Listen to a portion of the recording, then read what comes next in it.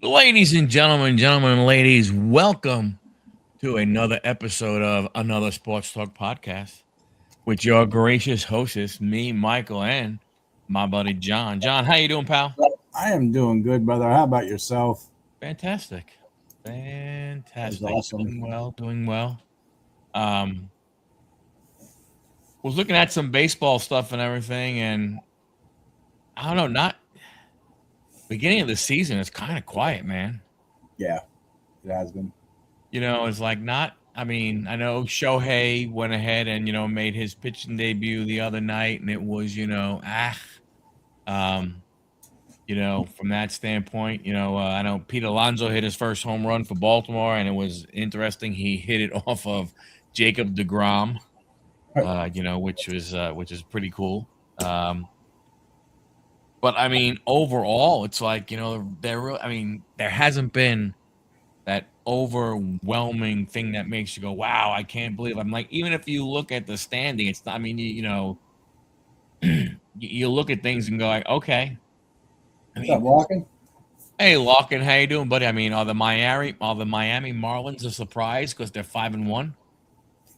I think it's too early. I'm saying, like, there's really, not a heck of a whole lot. I mean, when you look at it, I mean, there's really, I mean, I don't know, like you look at the Chicago White Sox. Sorry if Chuck Dupree watches this, but I mean, I mean they are. I don't think there's any surprise that the White Sox were not going to be that good of a team. I don't think it's a big surprise that the Athletics were not going to be. I mean, they're 1-5. Chicago's 1-5. I don't know. I just, there's been nothing that has made me go, wow. The ABS stuff, we talked about it. It seems like it's funny. It seems like we only talked yesterday, even though it was Saturday. The ABS thing, um, like I said, to me, it doesn't make a difference if it's part of the game now. So I'll deal with it and everything like that. I do like how at least it does go quick and everything. But I'm wondering, is it gonna make will it make home plate umpires better? I don't think so, honestly. They're still going to be. They're human. They're going to be fallible. I mean, it is what it is. I don't think it's really going to.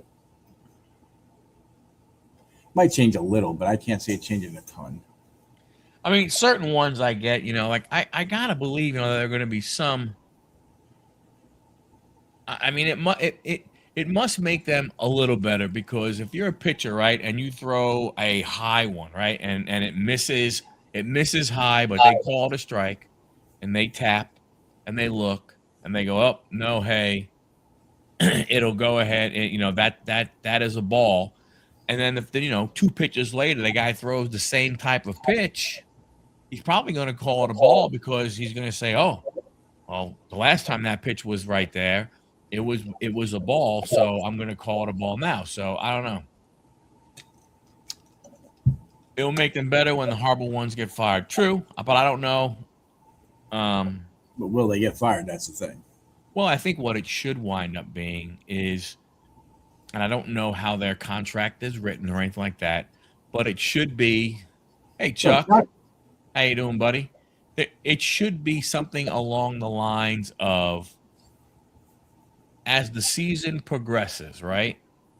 If you, John, you're a home plate umpire, and you're getting, I don't know, what's up, Dommy? How you doing?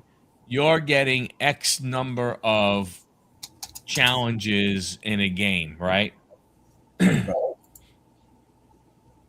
Maybe you shouldn't be able to be a home plate umpire. True. You know what I'm saying? Like maybe that's what has to start to happen. And maybe the guys who deserve to be back there because they call 99%, 98%, whatever the number, whatever the threshold they want, maybe those are the guys that should be back there. And the whole thing of Dumb. I don't know. Tom? Maybe the whole thing then, of the rotating around being, umpires. Maybe the guys that are the best should be the only guys that get to be back there. Yeah.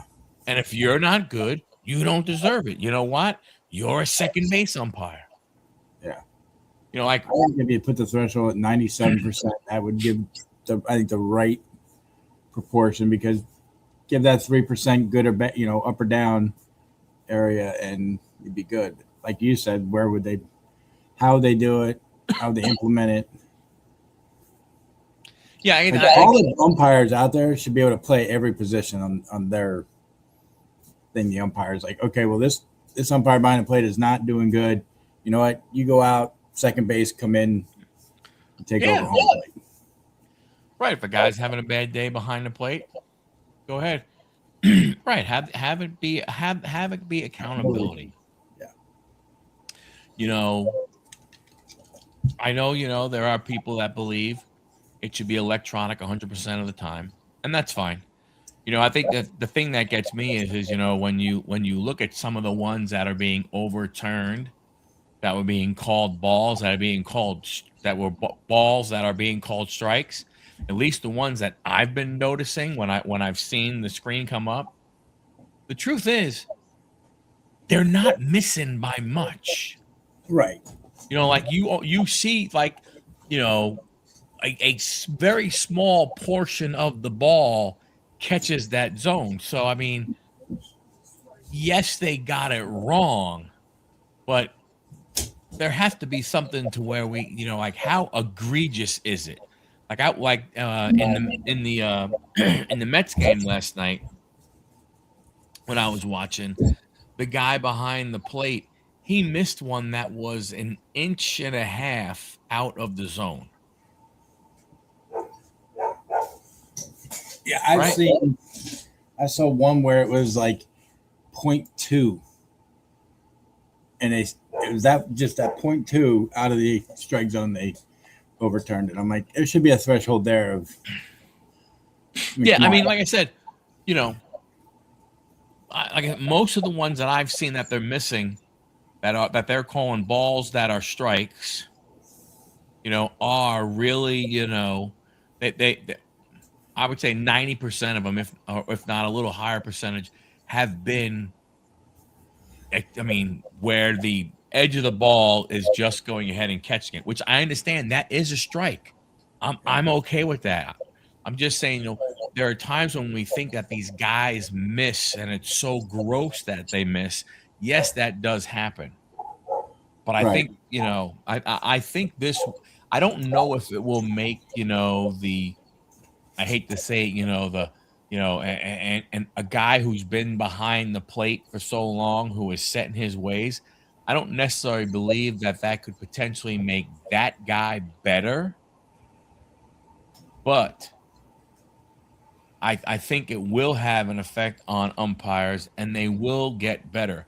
Like, I would love to see when they start to do some other stats, is how it works by inning. Like, are they saying, yeah, that's what I'm saying, now, Chuck, that's bad. I'm not trying to say that is not bad, but I'm curious as to how bad those 20 calls were. I understand you're going to say it doesn't make a difference. If, what's the difference if the ball, would just barely touch the zone, or if it was out of the zone by 2 inches? I'm okay with that. I'm just saying is that, I would like to go ahead and see, some of these statistics of what they have. They definitely can go ahead and say, they could say, hey, well, out of the 20 calls that he got wrong, he was off by X amount of feet, somewhere over 2 feet. That guy should not be behind the plate anymore this year. Right. He should be a third base guy where there's where there's hardly any action. That's what he should do in my opinion. I think there should be a grading system that is used throughout the year, and when you don't meet a certain threshold, you don't go behind the plate. And they may go, and you may go, well, then what happens? I mean, does the guy never go behind the plate again? I don't know. I don't know how that works, but you know what? It's like, you know what? You get a home plate vacation for the next 2 weeks. Right. And maybe you go back to training a little bit. Yeah. What's up, AJ? Buckner had to leave the game today. Uh-oh. He's also, and he had said the runner didn't touch first when he stepped in the middle of Thursday. Yeah. Hey, AJ. I agree. Again, the bad umpires got to go. Because the bad ones make because the bad ones make it looks so it looks so much worse because they're bad, right? You know what I'm saying? That it's like, how could you miss that? Right. You know, for that. Ooh, foul ball off the mask. Well, maybe it'll help his eyesight. Yeah. I'm sorry, that's wrong. It fixed that lazy eye. There you go. No longer lazy. So we'll see. I mean, I think it's going to be interesting to see how it continues to go throughout the year, how it plays out. I hope. I mean, I haven't heard. Will they release the stats? I hope they do release the stats for it. Yeah, they should. I mean, I think it would be. I think if you're going to do this, you know, what's wrong with releasing it? Now, maybe they may be something. Yeah. See. Yeah. Right. I mean, I agree. If you're constantly calling them all, being missed calls of, say, an inch or more constantly, then yeah, you need to be pulled out and put to another base or just pulled out all the way. Yeah. But it's just,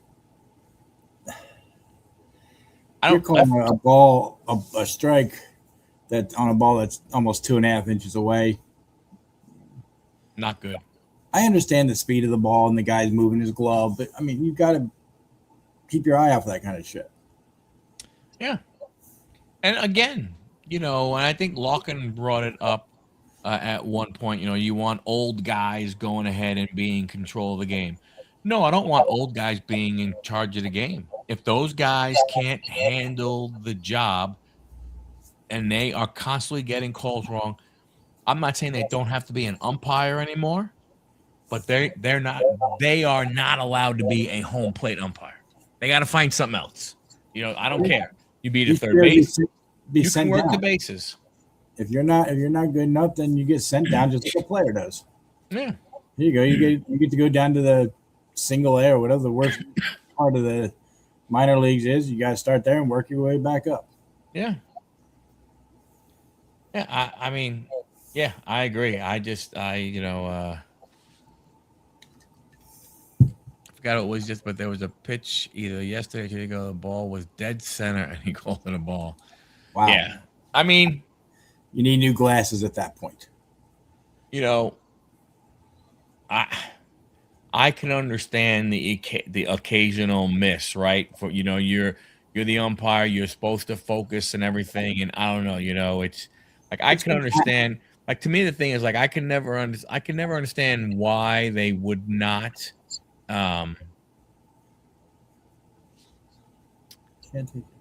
If you can't take your turn, then you don't stay. The other guys would not tolerate anyway. Yeah, I mean, I think what you're saying is that if you can't go ahead and be the home plate umpire, you know, I can understand that you know that the other guys would have an issue with it, but maybe that's, I mean, maybe that's the way it has to go. I don't know because then in reality, the truth of the matter is this: if you were to go all electronic, then literally what you do is you put your worst umpire behind the plate. Yeah. Because he ain't making any calls. You know, I don't know what, you know, I guess they would have an earpiece in, and I don't know whether it goes strike, ball, and all they have to do is repeat what they hear in their ear. Then you put the worst umpire behind the plate. And you know, yes, he will still have to make a call at home if there happens to be one there. But you know what? How many of those are there versus, you know, pitches in a game? Right. And Dom, You know what I I mean? agree with you. They if you're going to be a pro, you need to be held accountable. Yeah. It is hard. I understand that. Let me tell you But like- something. I did it when I was in high school, and I was doing, no, I wasn't in high school. I was in college, and during the summer of college, I went back to the baseball league that I played in, and I was, an umpire, and I was a and it was my turn to be behind the plate and everything. And I'll tell you, it was not fun.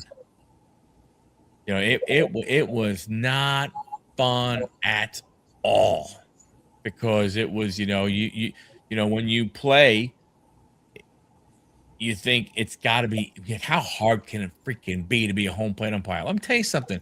When you're back there and you're trying to watch and you're looking and you're trying to say, okay, where is it when it crosses the plate? Not when the catcher catches it. And you're trying to kind of, imagining that with your eyesight and everything. And then how much of the ball got here. That's what I'm saying. When you look at some of these umpires, the way there's things an were. strike zone that you've got to Right. focus on. Right. And like I said, like when you look at it, right, and when the ball basically, this is the ball and it hits this part of the line, that's a strike, but they call it a ball. I can't kill the guy on that. An inch and a half off the plate, I can kill him. That's what I'm like. Last night when I was watching the Mets game, all of the ones that were challenged, I think there were 3 that you went, wow, you missed that. All the other ones you go, I could kind of understand why you did call that one a ball. Because literally maybe a 16th of an inch of the ball hit that imaginary line. Right. And Larkin, you do have a point with all that stuff. You do still need to, you can't have a computer see all that. So, well, your balks, I mean, any umpire could call a balk. That's not just limited to the home plate umpire. Catches interference, yes. Timeouts, yes. Check swings. I mean, don't get me wrong. There are plenty to be, but what I'm saying is that you could almost have your worst umpire there, because there's less things that he has to be worried. Because if you said to him, look, all you got to worry about is check swings. Yes, I'm not saying they can do it, but look, you got to worry about check swings, catches interference, and a play to plate. Balks, stuff like that. So I don't know. We'll see. We shall see. Well, if you don't have to pay attention to balls and strikes, you should be able to watch a clock. And do they watch the clock, or do they get a something in their ear with that? I would imagine something in your ear, unless there's a clock out in the outfield or one, because I know there's one behind them. I know they're not turning around and looking at that and saying, "Oh, well, Foul balls down the line are a lot of time that's up to the third base and first base umpire. Home plate umpire does get involved. There's plenty of a home plate umpire to do. We'll see. Timer in their hand, I think that would sound right. Yeah. So we'll see. I mean, We'll be right back, brother. Yeah. So what are they saying? So I missed one down. Strike zone isn't something to be interpreted. It's that thing. Rugby refs tend to have their own rules, which is stupid. Baseball doesn't to be stupid. No, I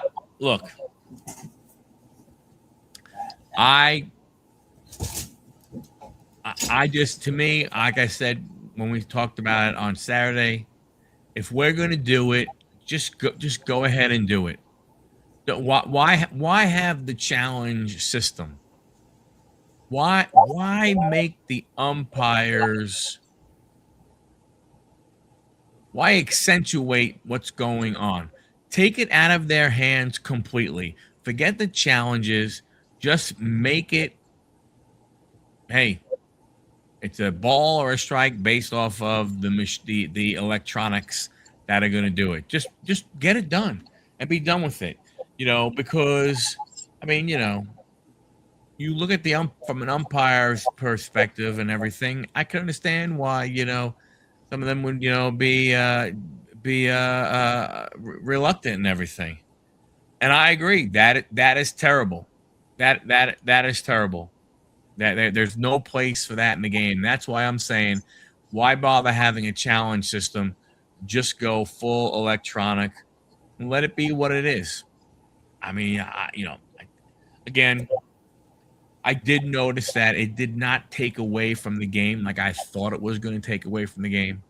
Uh, I find myself sometimes watching the pitching clock more than I watch waiting to say, "Oh my gosh, is the guy going to get a pitching violation or not?" Which, I'm not a fan of the pitch clock, but I get it. But this, like I said, let's just go ahead, make it all electronic, go from there. Any close played and any base, automatically just go to video and get it right. Because obviously, we're baseball play baseball players are being paid, stupid amounts of money to play a game. We should go ahead and get every call right, from that standpoint. I mean, I'm starting to go ahead and, lean that way of whatever it takes, just go ahead and do it.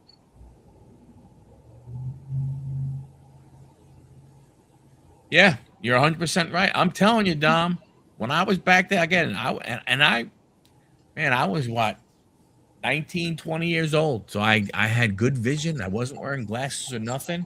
I will tell you right now, it is extreme when if in the old days when they basically stood right behind the catcher and their head was right above the catcher's head, I understand how you could miss stuff that was low. And they kind of went off to the side where the catcher's head was here, they went to the other side and everything, right? And they missed on the other side. So yeah, they can't see anything. I mean, they can't see everything. So let's go ahead and take it away from them so that this way, the game will be better. I mean, we already use PitchCom and stuff like that, so it's not like we're not using electronics, we're not using video and all that kind of stuff in the game. So why not just go the extra mile? Because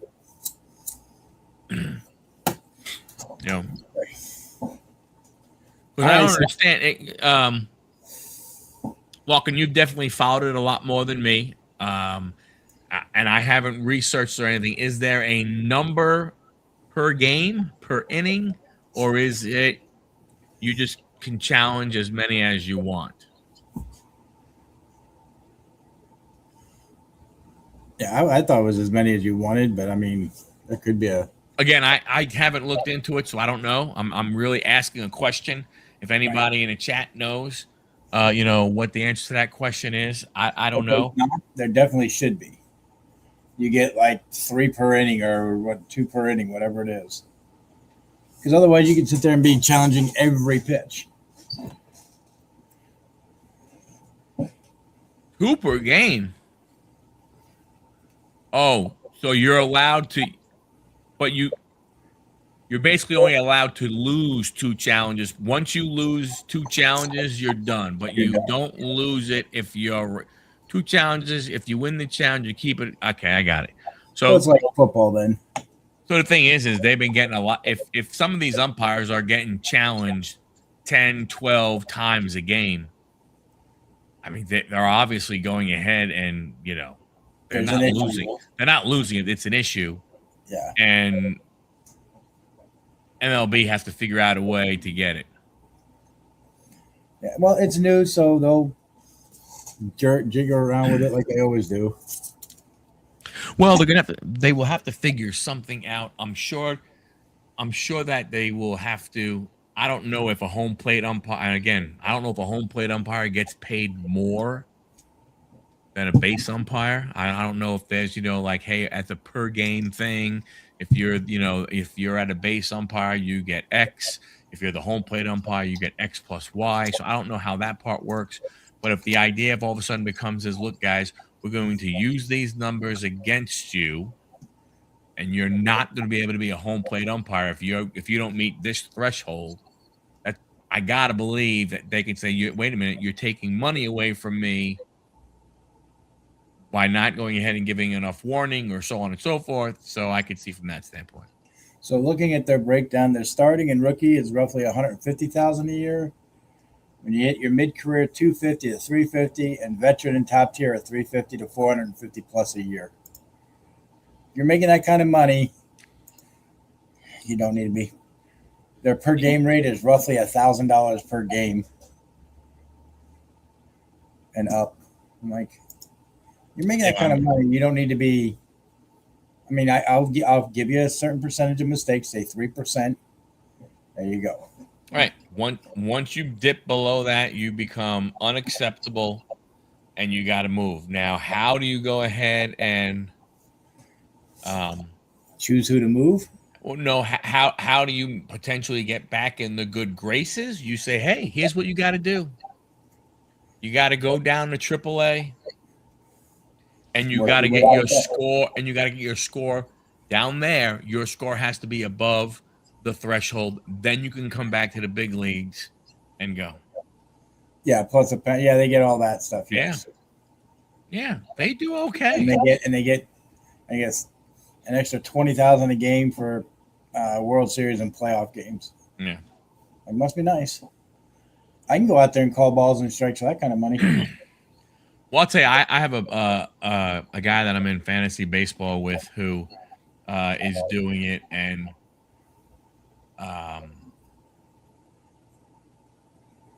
they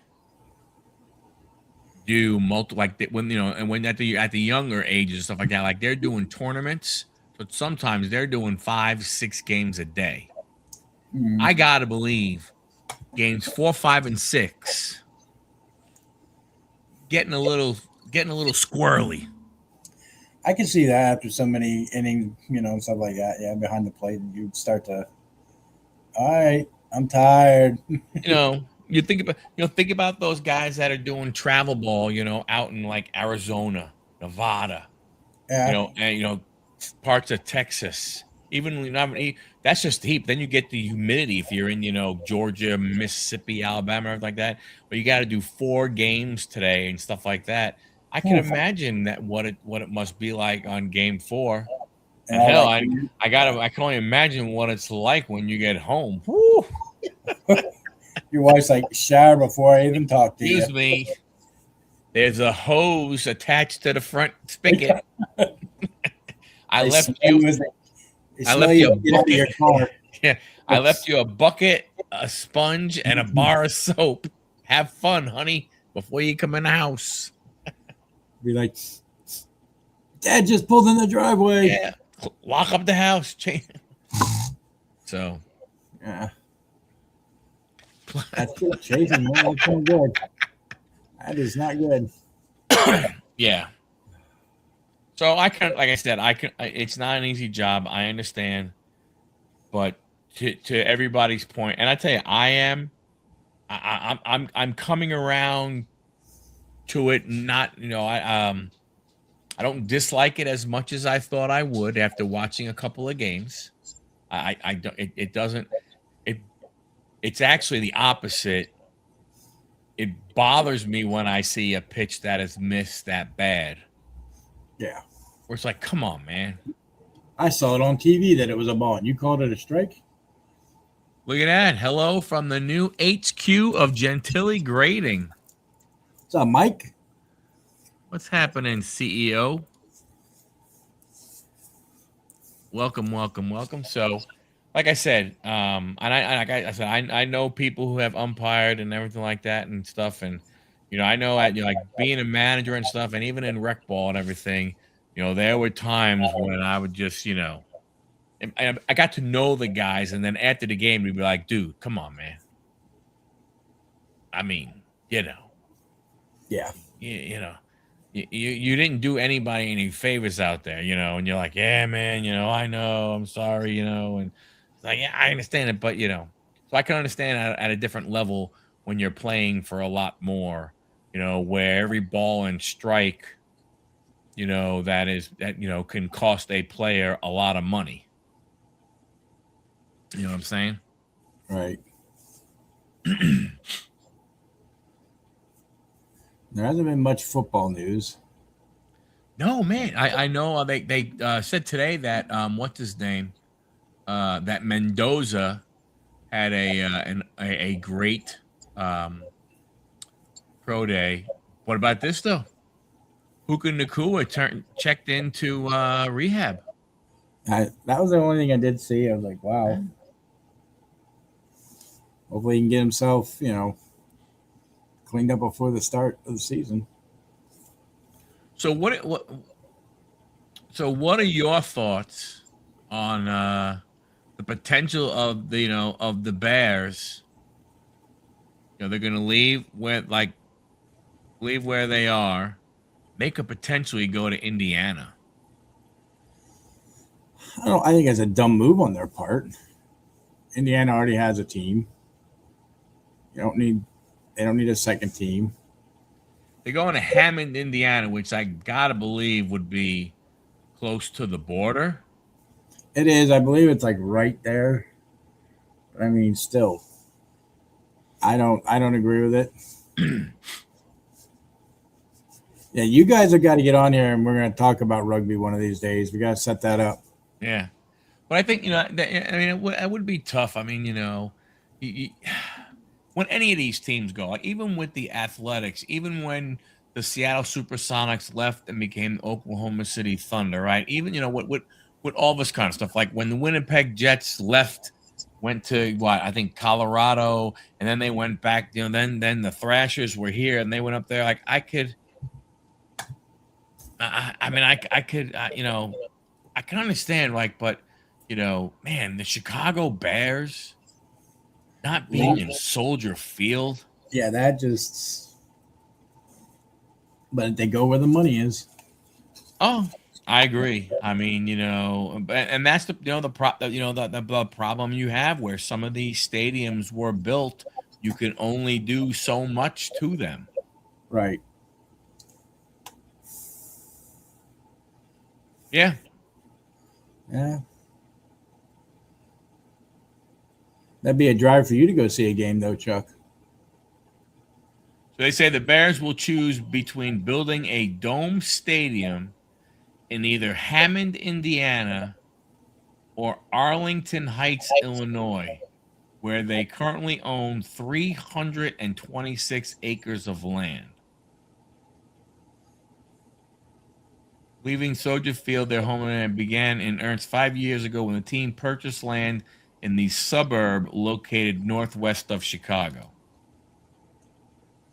Oh. Yeah, I've been up in that area. I know what it's like. It's a nice area, but if it's less than an hour for him, that's not bad then. That's right. You're over there. I forget. I keep forgetting you moved, Chuck. I don't remember where things are at in Illinois. But yeah, I mean, if it gets them more money to move to Hammond, go for it.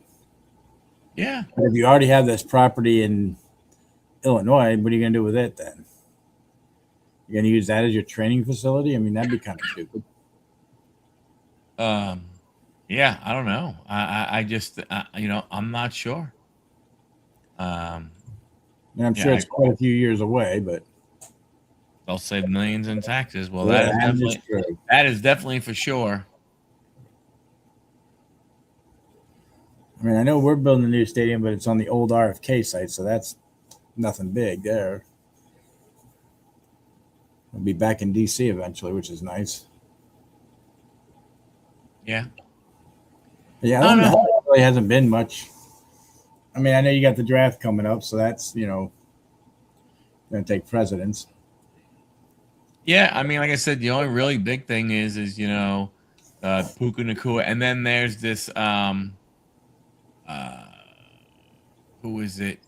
The Florida Attorney General has challenged the Rooney Rule.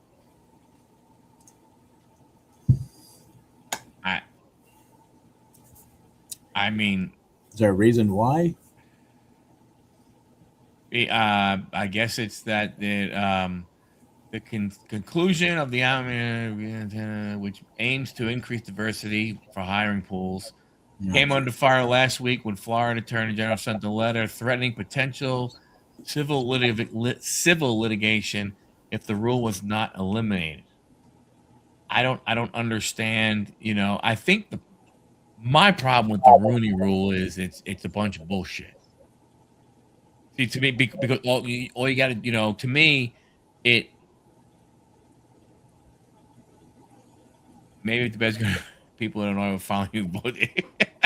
I gotta agree with you. Essentially, yeah, it's a joke of a rule because all you have to do, if I want to hire you, John, you interview first, you do great. At most jobs, you would say, you know what? Hey, I'm done. John's my guy. I Right. hired John.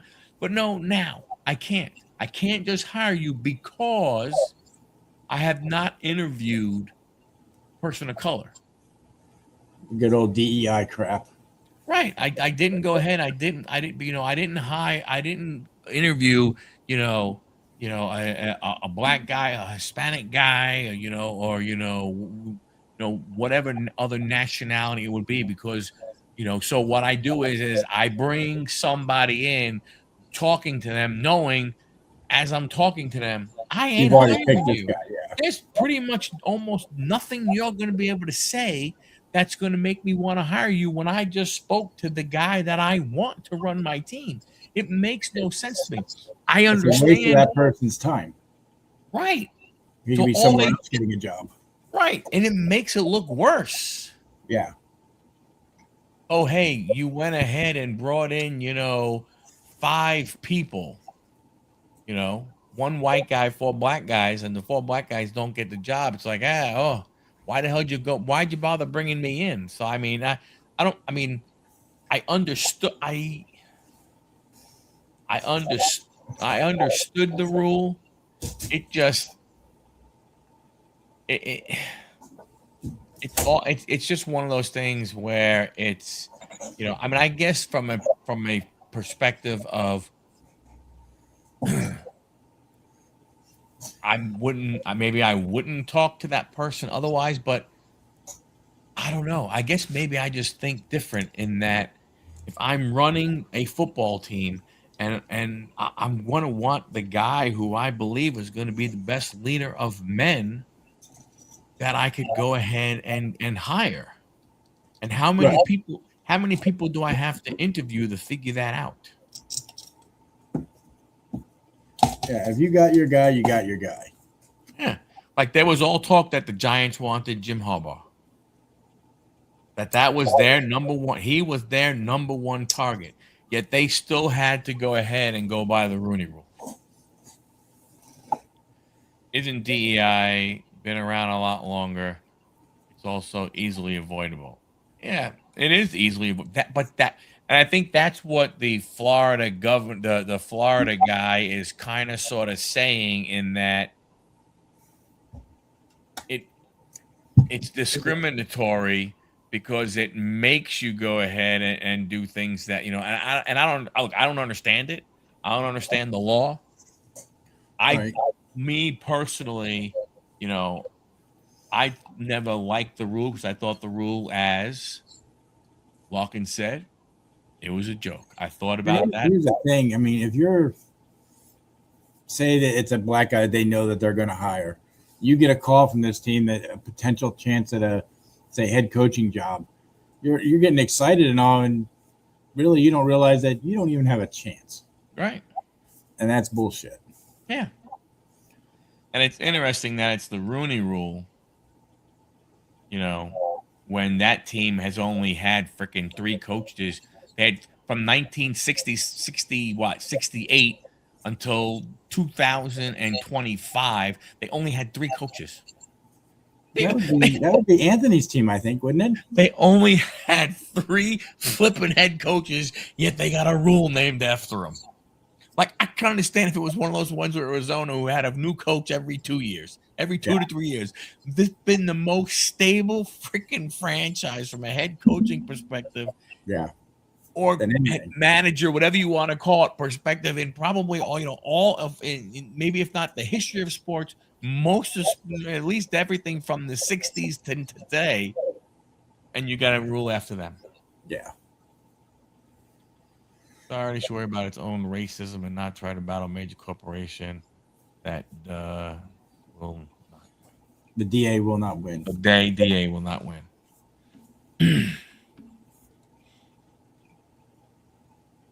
Oh, I didn't realize that. I thought that they didn't like the way he did something. Like they went, because I thought it had to do. I thought it actually started when I thought there was something going on when they went from Chuck Noll to Bill Cower, and that's why they put it in. I didn't realize it was their idea to go ahead and do it. I thought, I guess I, but it's interesting.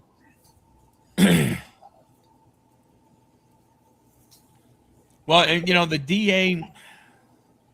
the DA doesn't necessarily, he doesn't have to let it even go to litigation right now. Right.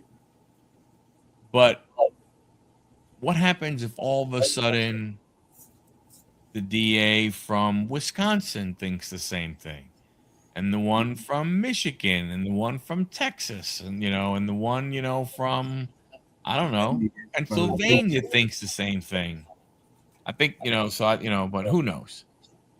I mean, I don't think it'll change anything, but we shall see. As we always say. Yeah. NBA is winding down.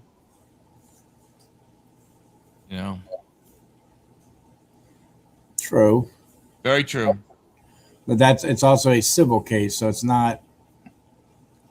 It's law, but not. It's very gray area. Yeah. Yep. NHL's winding down.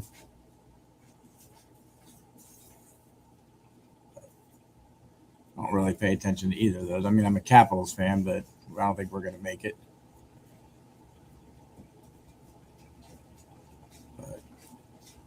So what else we got? Doc Rivers is getting into the Basketball Hall of Fame, along with Amari Stoudemire, Candace Parker, and Elena Della Donna. Well, they will be the headline of the Naismith Hall of Fame. Basketball Hall of Fame is weird, man. Yeah. Basketball Hall of Fame is just one of those things where, I mean, I think it's they encompass everything in your career. So if you were good in the Olympics, if you were good in internet, all that kind of stuff. It's the way it should be, technically. Yeah, they take everything into consideration and stuff. So that's that's pretty good. They I don't know if they do. I don't know if they look at your college at all, if you're a college player and everything, but yeah. So it's all good. Yeah. I agree with Alkin. Government is supposed to stay the final. Well, if they did, I don't want to get into that. It's just, I'll leave it as it is. That's all I'm going to say. Yeah, high school coaches get in too. Oh wow. Oh. Yeah, I don't think that is necessarily true, Dom. I think a lot of people would go ahead and not be happy with that if all of a sudden your boss came in tomorrow and said, you know what, I'm firing everybody, just because I can, and because all of you guys get paid too much money, and I'm hiring in a bunch of cheap ass labor. I think there might be some hesitation there. A little bit. But yes, I agree, Larkin, especially with the Seth Rollins-Gunther match. Me and Mike were talking backstage before this. And even on Monday, we talked about what sense does it make. It doesn't. Yeah. And like I said, I read somewhere that Braun Breaker could very well be ready to go by WrestleMania. If he was, that's where they should have led this to. That's the more logical, unless they're making Gunther part of the vision, which he doesn't really need that. It doesn't give him any type of boost. It does not. But, intercontinental match. Penta, Javon Evans, Dragon Lee, J.D. McDonough, Rusev. I mean, so what are we gonna go ahead? Here we go now. So now This is how we're going to get as many people on the card as possible. We're going to have all, what in the hell does Rusev and JD McDonough, what have they done to all of a sudden be part of the Intercontinental Championship for men? I mean, I know Penta said that put the belt above the ring and whoever wants a shot at it, but I mean, are you going to do a ladder match for it then? Yeah, it's a ladder match. Yep. But like you said, though, where would have Rusev or the huge head dude done anything? Like I don't understand that. I mean, I just whatever. And then we have a fatal 4-way for the women. Like we saw that coming. We saw that one coming. That's another one at the pain in the ass. And I did read somewhere that I agree, Larkin. Brock Lesnar has stated that he has no problem putting Oba over as long as he gets paid to do it. Yeah, Brock is. Yeah, that sounds. Yeah, I mean that sounds a hell of Brock. I like Brock. Yeah, right now the 2 men's title matches. I want to see both of those. I want to see what they do. I want to see what they do with the women's. Mostly Cargill and Ripley. I'm really that one. I'm curious to see what they do. Are they good? Because I could see Rhea, because when you look at Cargill, I mean, she's boring. She stinks in the ring. Yeah. And I, from that standpoint, so Larkin want to see Seth Gunther and Io Asuka. Did you see? Oh. Yeah, that's true. It could. Yeah, it will be interesting to see how long this match goes. Yeah. Because if it's, I can see that being a starting match too of one of the nights. I'm wondering. I mean, we've talked about it before. I'm at the point where, like I said, to me, to be honest with you, whatever they're going to do, they're going to do. I mean, I think we have seen enough right now to pretty much know that it's not about the fan experience. No, not it's anymore. Not about the fans seeing a good show. Please don't. I am so sick and tired. Even when I listen to the wrestling shows on Sirius when I'm in the car and everything, and there are still people going, man, I can't believe it. If you remember, back in 2017, so and so, they had that run-in backstage. This is long-term storytelling. No, it ain't. It's reverse engineering. Like Larkin says, there's no storylines in any of this. No, zero. Because if you wanted a storyline that you have, if Braun Breakers are able to come back, that's a storyline because him and Seth have that started already. I mean, the only thing that would make the Jade match better would if you had Bianca show up somehow and cause a distraction. Do we get the rematch of the Usos versus Division for the belts back? I'm pretty sure you will.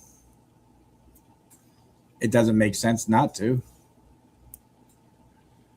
Did you see how bad that dive by Io Sky was? Oh yeah, she almost completely landed on her neck hard. Holy cow! But the funny thing is did you see the reaction of Asuka? And she didn't even get hit. You would swear she almost took like a spear the way she went back and everything, She like oversold it. Rhea, Stephanie, add Rollins to the Roman Punk match. See, the only thing about adding Rollins to the Roman and Punk match, you already did that last year. Yeah. That's the only bad part about that. I still think it would be, I know, Chuck. When I saw her hit and she popped back up, I was like, wait a I minute. think I think what helped there is she rolled a little. She rotated a little more, Yeah. so where she didn't fully land on her neck. It was more shoulders, but still, it looked bad. But I tell you, is Stephanie the one who was on the phone?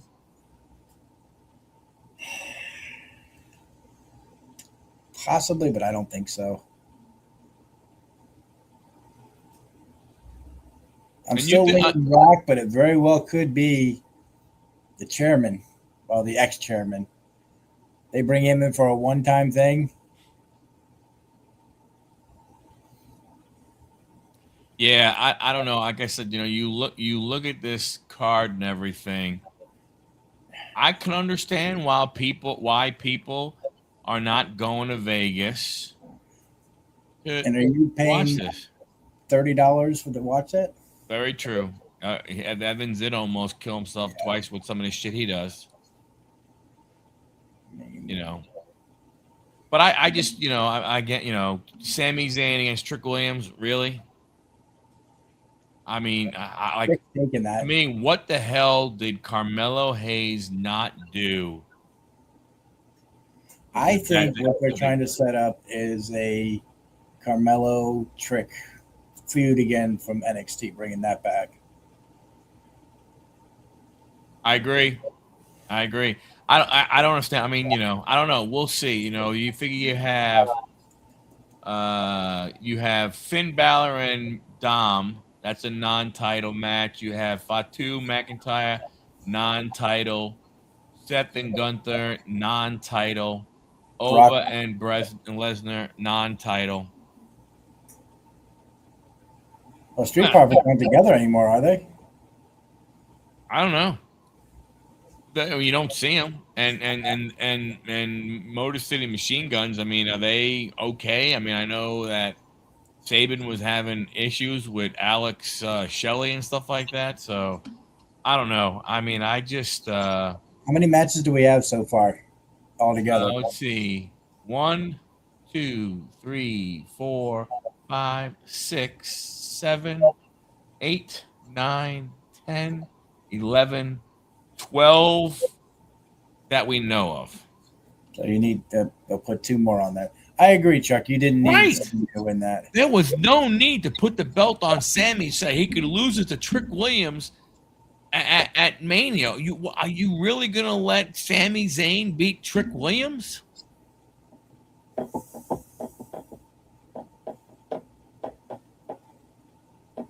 Jonathan India with a grand salami. Get the rye bread and mustard, Grandma, because that's a grand salami. I mean, I don't know what else you could put in there with other matches, but Well, there's 12. I mean, do Um, you have a return coming back sometime soon? Maybe. So the only 1, 2, 3, 4. There's a 5. So we have the only thing we are missing from this card would be the 2 men's tag belts and the women's U.S. title. Those are the only 3 Sonic Slam innings. So someone won $25K. Oh, that's pretty cool. That's nice. I don't see Julia is a U.S. women's, right? Right. She probably won't be there. I can see it being the tag titles. I see that possibly happening next Monday, saying, "Hey, we want a rematch." Now they may do the Julia Tiffy time. I'm tired of that one too. Could they do Julia EO? Could, But I mean, when you saw what happened Monday, it does more to Lawkins what he has been predicting of saying that maybe an EO versus Asuka. right. But if you put EO and Asuka down, then Is that a WrestleMania match though? they're all WrestleMania. I mean, I don't mean to be. I don't mean to be. True. I mean, Sami Zayn, Trick Williams ain't a WrestleMania match. That is true, but there's a belt involved, and neither is the Drew. The other two that aren't. I mean, a Brock Oba, yes, that is. It's just two big guys. Finn Balor, Dominic Mysterio. Is that just going to be a straight up match? Yeah, that's true. A lot of talk that'll be a 6-man tag. Usos and Knight versus Theory. Oh, Paul Theory and Spear. Oh my God! Please no, Chuck. No, we don't need two internet guys and a guy who was almost basically a nothing against those three. Why? I could see that though, and then see Speed get pinned and then Logan and what do you call it, Theory go after him. I don't know, but that's just I don't want to see that. But I could see that being part of it. And they do have John Cena going to be the host. Does he get involved in any matches? Nah, I don't think so. The only one that would make sense for him would be the Cody Rhodes Randy Orton match. That's the only thing that makes sense. They're going to get involved in anyone. Yeah, Jelly Roll could be thrown in there somewhere too. I mean, we have 12 right now. I guess you can say there's room for 2 more. But pretty sure you're going to have the tag title. So let's just say 1. Do you put Jelly Roll against that? I'm not going to say the word. The he-she? A rematch against Kit Wilson? Yeah. Who the hell? I mean, that. Oh my gosh. That would have to be that. There would definitely be an opening match or a dark match even before the show. But if you throw the women the rematch, the tag rematch, I could see it Io and Asuka. I mean, it should be a good match. They are 2 excellent wrestlers, so I could see that being a good match. Right. But I don't know. See, what I think would be cool is if you did say night 1 is all your women's matches, night 2 is all your men's matches. That would be interesting to see happen. It would. I mean, right now on the card as it stands, you have 1, 2. You only have 4 women's matches. Okay, so the last 2 will probably be women's matches, but I can't see him not putting the tag team titles on there. Unless they say that for like Monday night after WrestleMania. I don't know, but I mean, is that one of those things where, you know, if Braun Breaker is available to come back, is that a time where he comes back and helps the Vision go ahead and keep the tag belts? True. By doing something, you know, I don't know. I mean, I just, you know, when you there's just no way to try to follow this because there's no, like Larkin said earlier, there's no storylines to follow here. No, there's no rhyme or reason. I mean, because we know you can always pick the winners. You know Randy, you know Roman. Those 2 are going to win. The Lash Legend and Nia are going to lose. I don't know who to, but they're going to lose theirs. I mean, are they going to somehow have the Bella Twins win that belt? Oh God, I hope not. I could see that too there, Chuck. That's true. That's, you know, that makes more sense, Chuck, that if he was going to do something, he would interfere with that. The only one that I got is the Liv Stephanie. I'm not exactly sure who's going to take that one. I have a feeling they're going to give it to Liv, but I don't know. If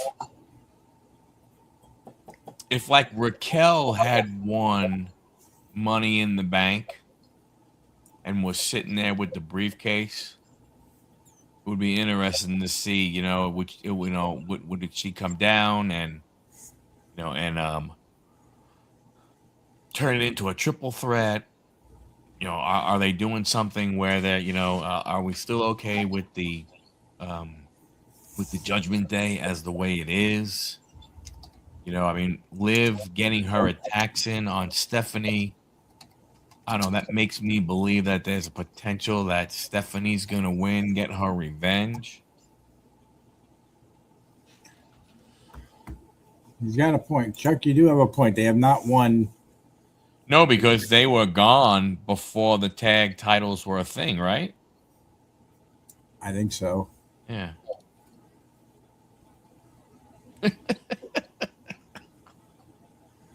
And it wouldn't surprise. I can't see them holding them long, but I could see him winning it. But see, here's another thing. It's like then why the hell did you put him on Nia and Lash Legend? Right. Like why would you have this team called the Irresistible Forces? Well, why would you go ahead and have them, have a couple of, title defenses and then lose, and then out of all of them, it's the freaking Bellas. Well, it's WWE for one. It'd be my interesting if they're pinning one. Let's say they're pinning Nia, and you have one person from each team laying on her to pin her. Who do they give it to? Yeah, say you guys got to share the belts. Here you go. Yeah, I don't know. I don't know. I like you said, this is what happens when you go ahead and have to have a fatal 4-way. Right. You know what I'm saying? This is what happens. You get a fatal 4-way for the women's tag titles, and that's where Nia Jax and Lash Legend don't have to be on the losing end from a specific from a one of them being tagged or one of them tapping out, right? Lyra Valkyria could go ahead and get pinned by Brie Bella. True. And we have new champions. True. And I agree, Logan. They could do a Tiffany Chelsea if she's cleared. Yeah. That one I don't. I mean, if you're looking for a filler match, yeah, and that's probably what they're looking for in these last two. But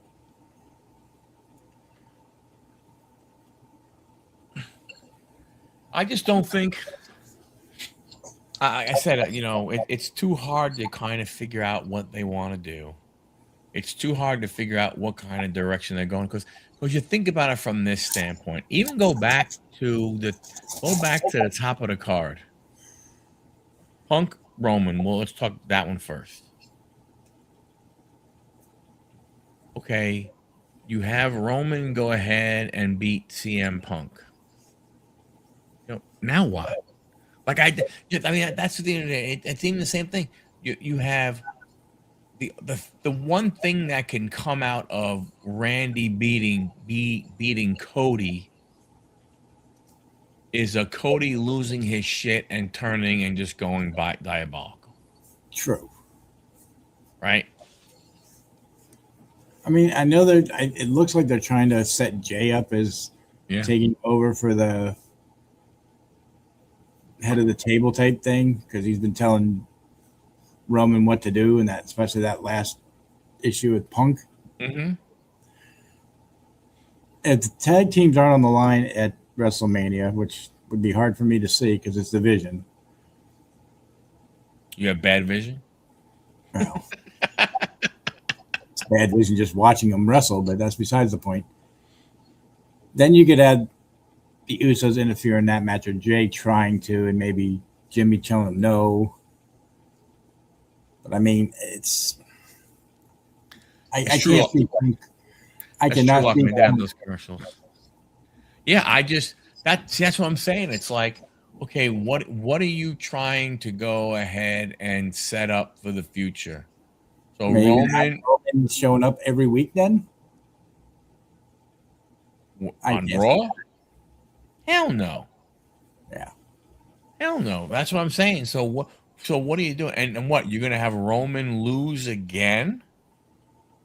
And now you're talking about the guy who has main evented more Mania matches than anybody. He's gonna lose the last 3 or 4. I mean, you think about how many he's lost. From that standpoint, and if And if he loses,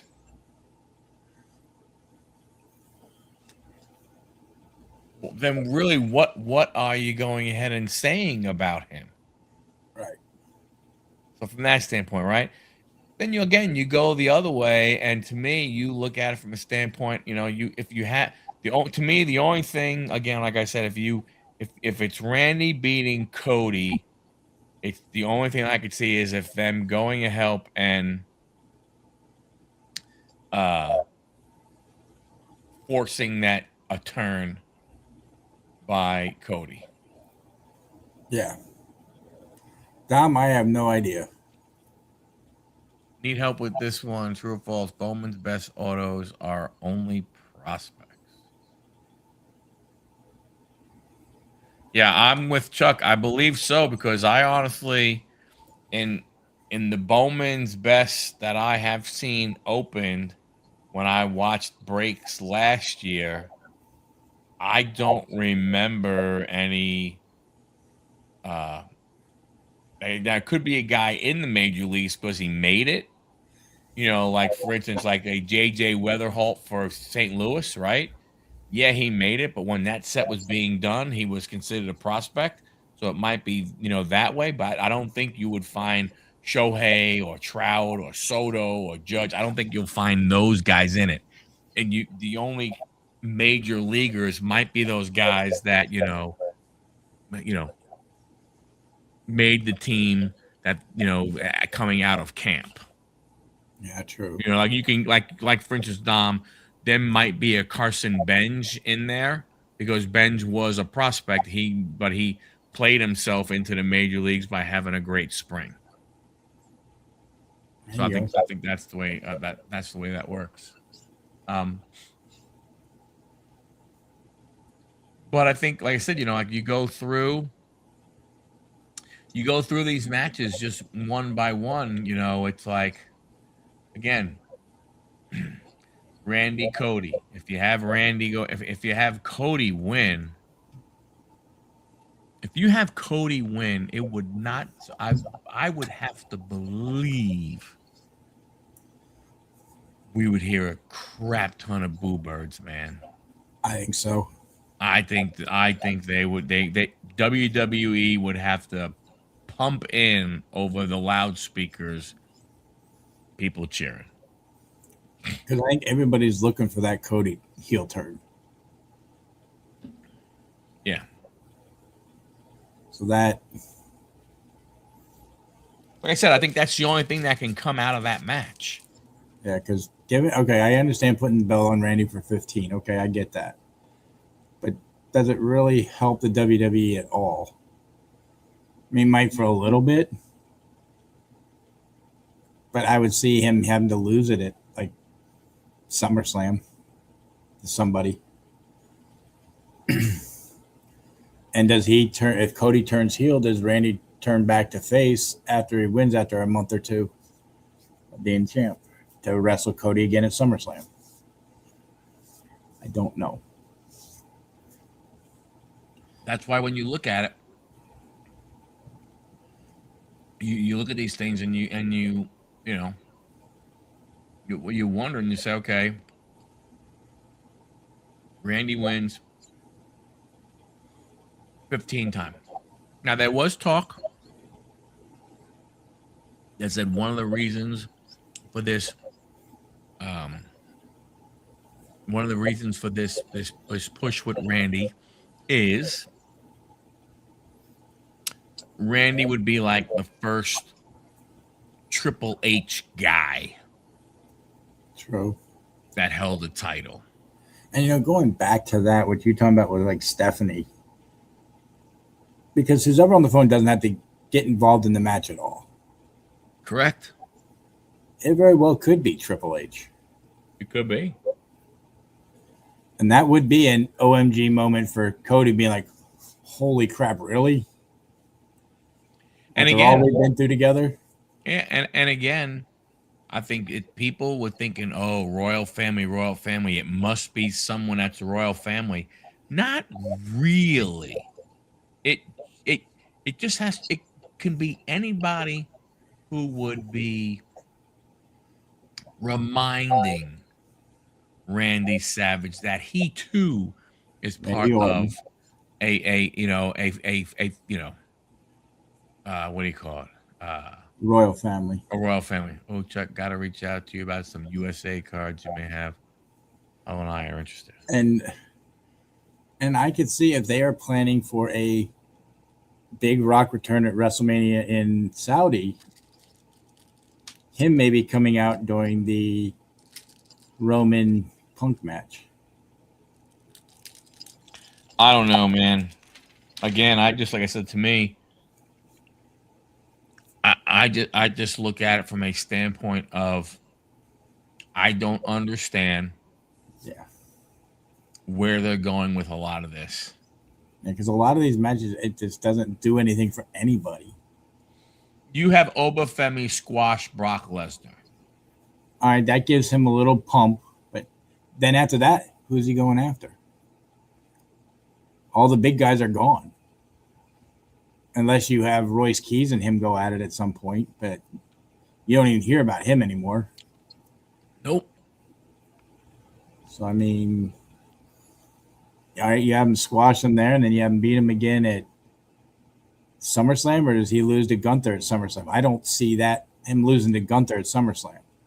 I don't know. I mean, are you having Oba challenge? Monday Night Raw. So are you having Oba challenge the winner of Punk? That would be interesting, Roman and him, although I think he kills Roman, but it's besides the point. It wouldn't be, I mean, if they do that route, that would have to be probably a Survivor Series match. I can't see him taking the belt off of Roman prior to that, and putting it on Oba at that point if that's their route.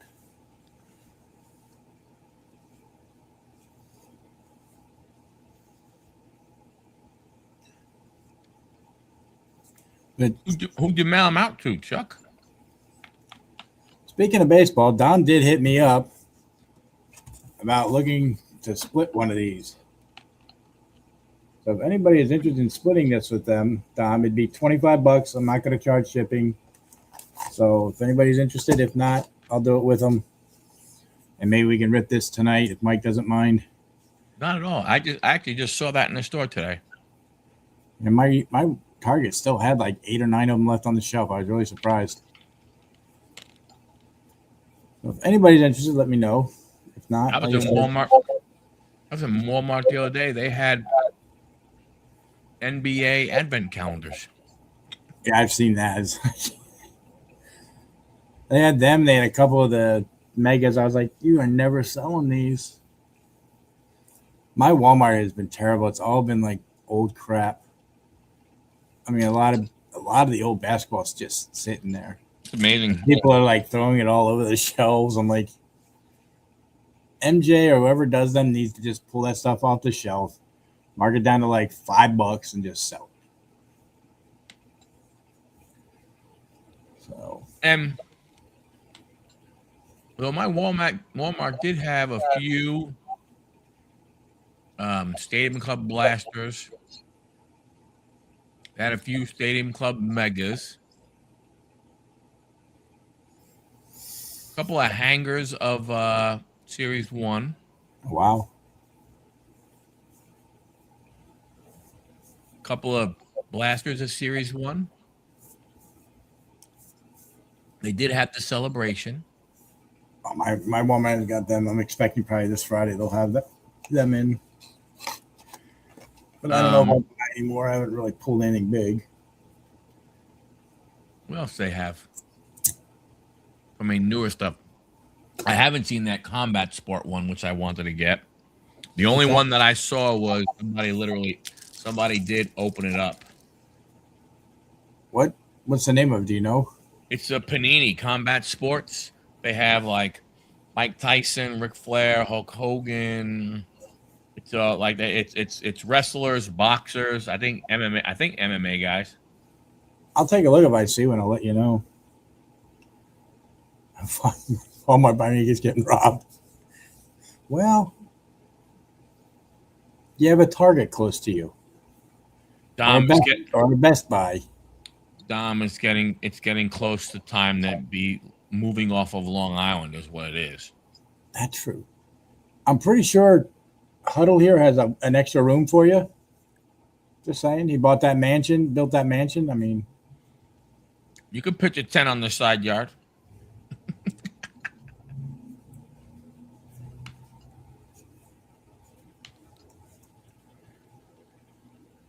No, it does. It does. I agree. The hangars for Series 1 haven't been terrible. They've been actually pretty decent. And the mega boxes for Heritage have been pretty good. I didn't see any Heritage when I was in there yesterday. Wow. No Heritage. I mean, they had the new Prism football. Or they had these other things stuff for the first time. They had repacked tins for a football that kind of sort of almost looked like a clover type design or something along those lines. Huh. I haven't seen them yet.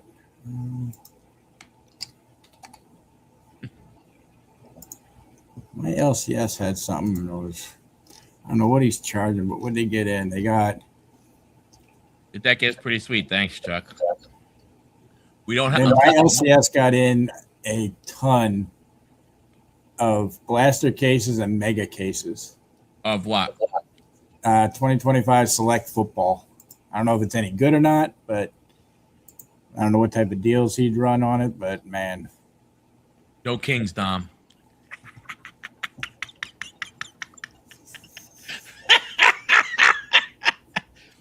What about baseball?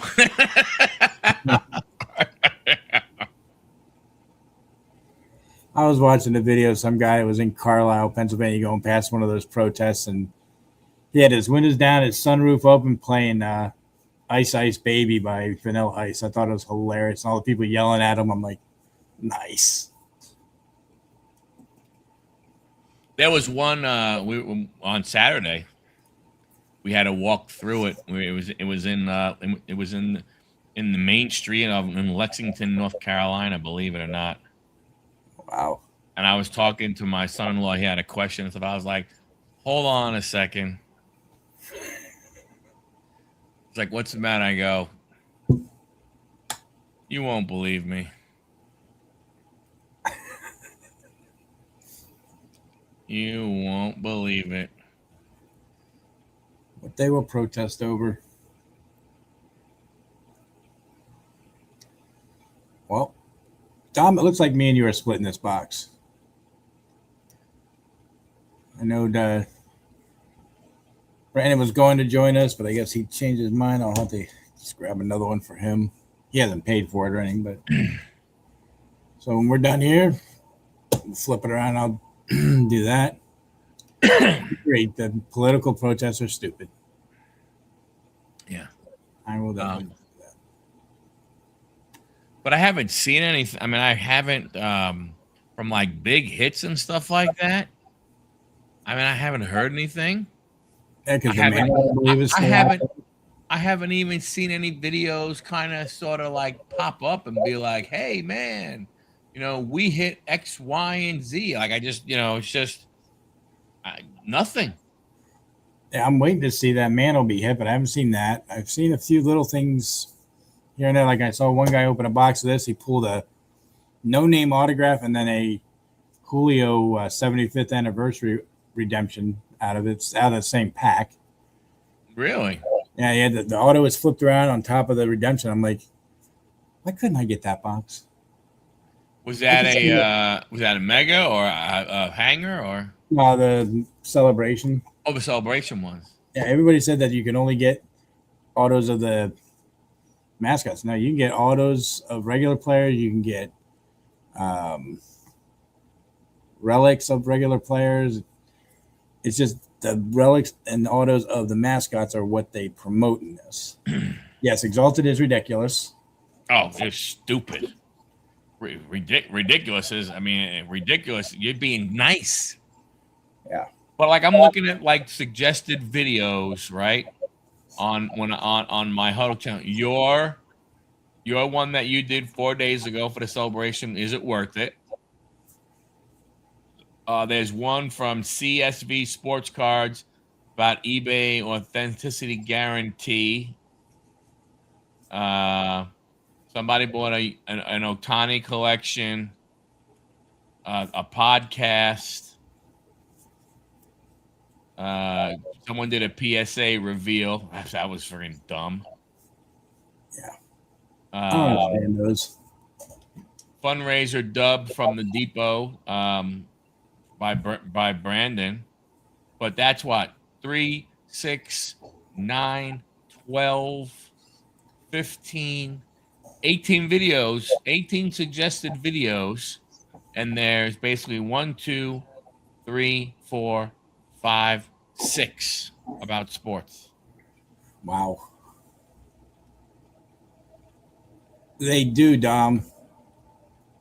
I was looking at it the other night. On Beckett, they have something coming out, I believe, towards the end of the year. I believe it was.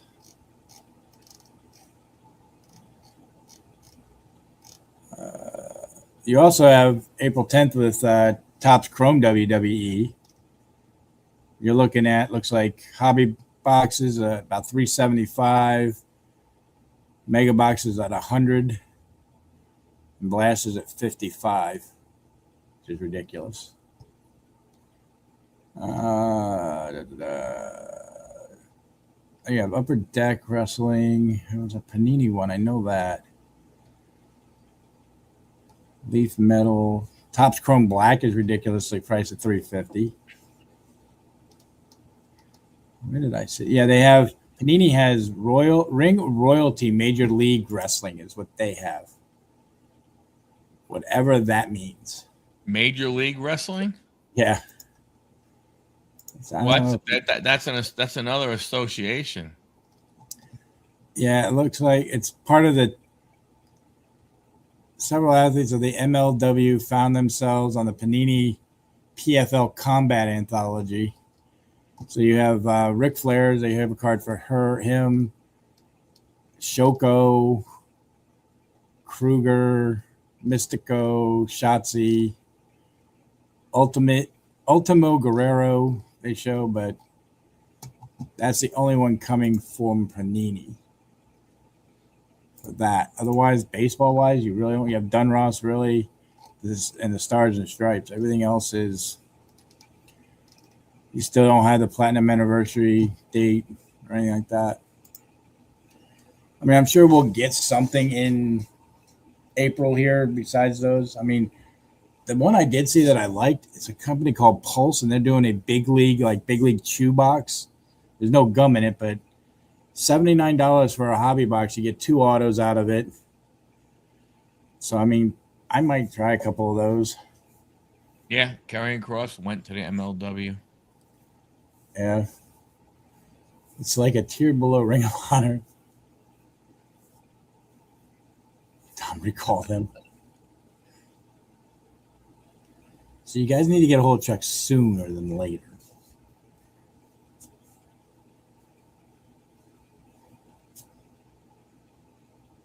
You got to be on the in with Chuck.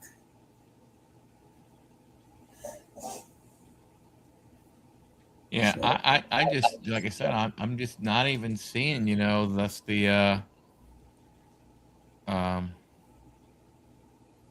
just not seeing anything. I mean, I know Run Good Life, he's live, he's doing his breaks, he's doing Exalted breaks. I would love to know what he was charging to get into Exalted. He's probably, I would imagine he's doing player or wrestler on that, maybe. No. It would have to do each one, but I mean, what he's charging for them, I don't know. The new one I never heard of called Break and Takes. Break number 3,273, 2025 Leaf Optichrome Baseball. Hobby, full case, 12 boxes. Some of that can be nice. RGL's a putz. Tell us how you really feel, Chuck. Just want to know. Just want to know. I don't even, it's like, it's the thing. It's weird that, again, I don't see a lot of. I wonder. I don't even know where the content is. Locking doesn't like me. Like I don't know where the content is for this stuff anymore because you just don't like you don't really even see a lot of it. No, I got to search a lot for it if I want to find something. I want to like type Yeah. in the celebration box or the heritage or the stadium club just to be able to find something. So Like I don't.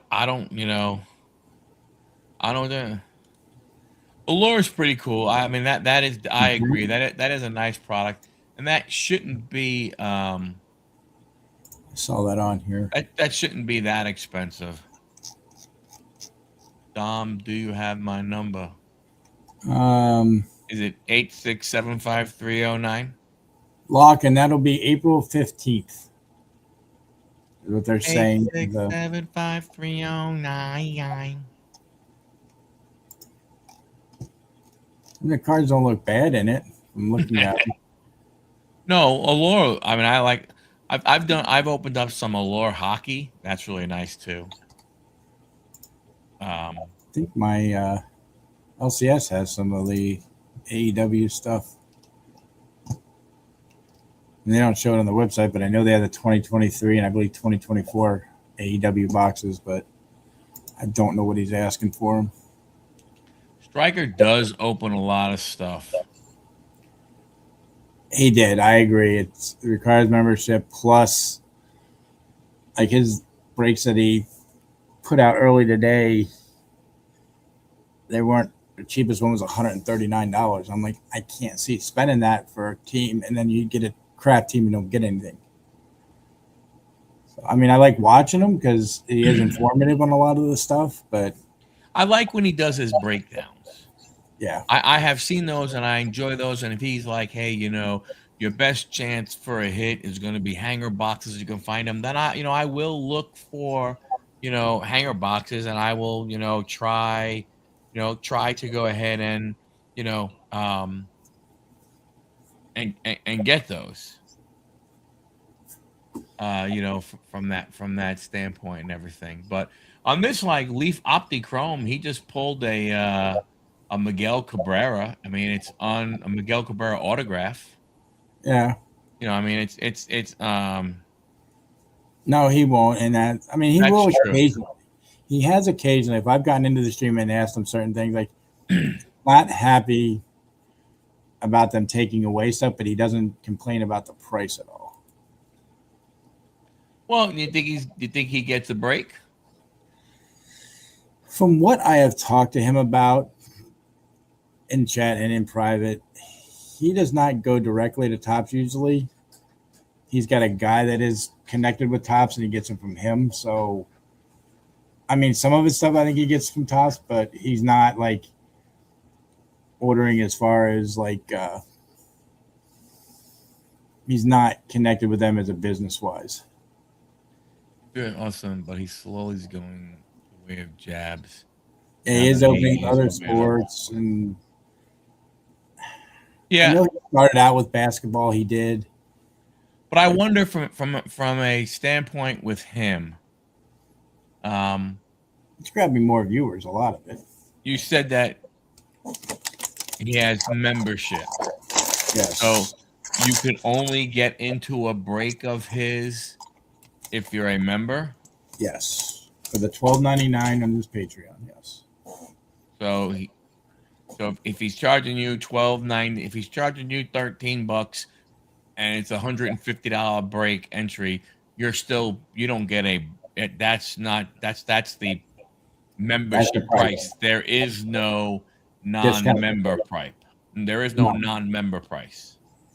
No, I mean occasionally, maybe once or twice a year, he'll put it out there open to the public, but most of them are. Yeah, you do have to be lucky to get into a break because they sell out quick. Oh, really?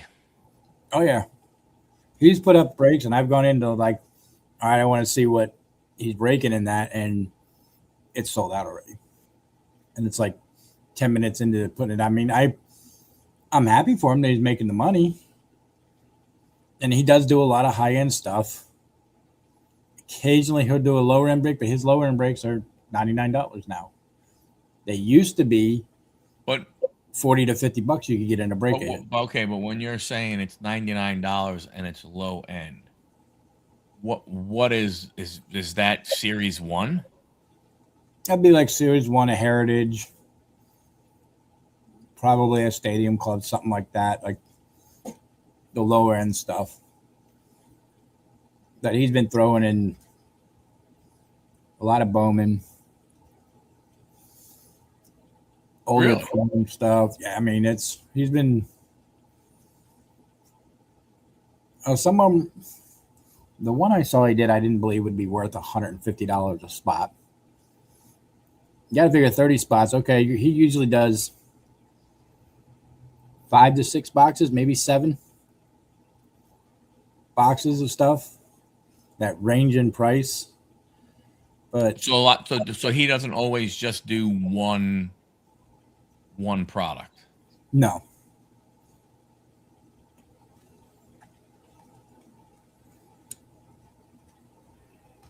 I will. I will certainly try and do the breaks. I mean, I've tried in the past.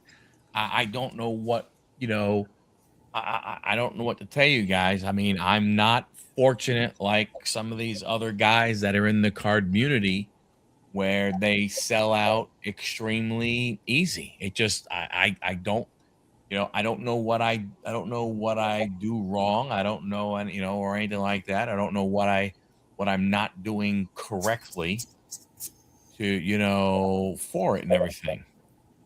I mean,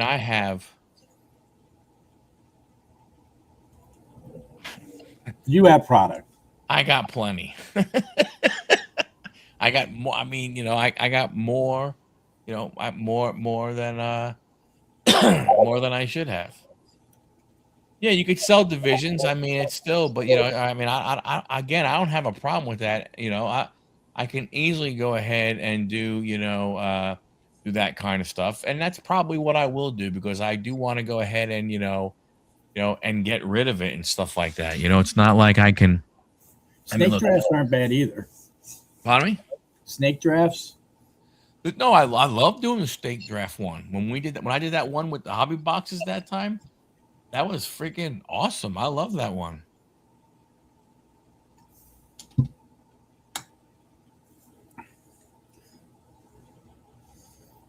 I mean, the reason I don't is it just got too much. But I mean, I'll do one.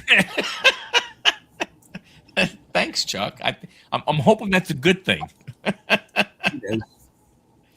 And I don't care what anybody says.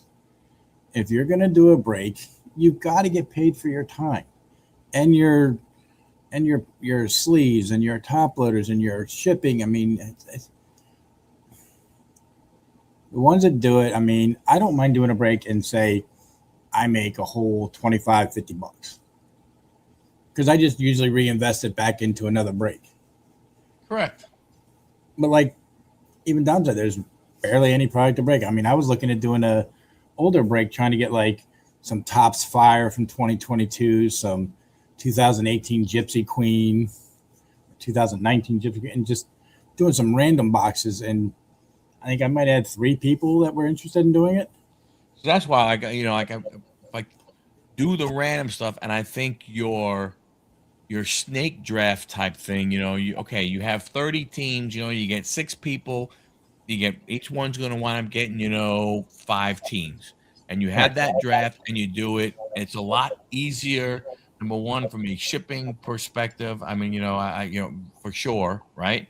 I mean, you're sending out 6 boxes or 5 boxes, rather than, 30. Well, most guys would buy more than one, but let's say, 18 or, 18 or 19 shipments, so from that standpoint, random teams, they suck. I mean, if you're okay, almost, if you're doing a random team break and you're charging, say, 20, 25 a spot, okay, I see that. But if you're doing a random team like Striker does and it's $150, you get, say, the White Sox who have nobody, you just wasted $150. Right. Divisions with Right. trades are easier. Yes. Right. Hey, You're right. I again, I agree. And maybe that's the way I need to look at it. But you can't sell half the teams on right. I think you're right. And that's maybe why you need to go ahead and do divisions and you need to do less.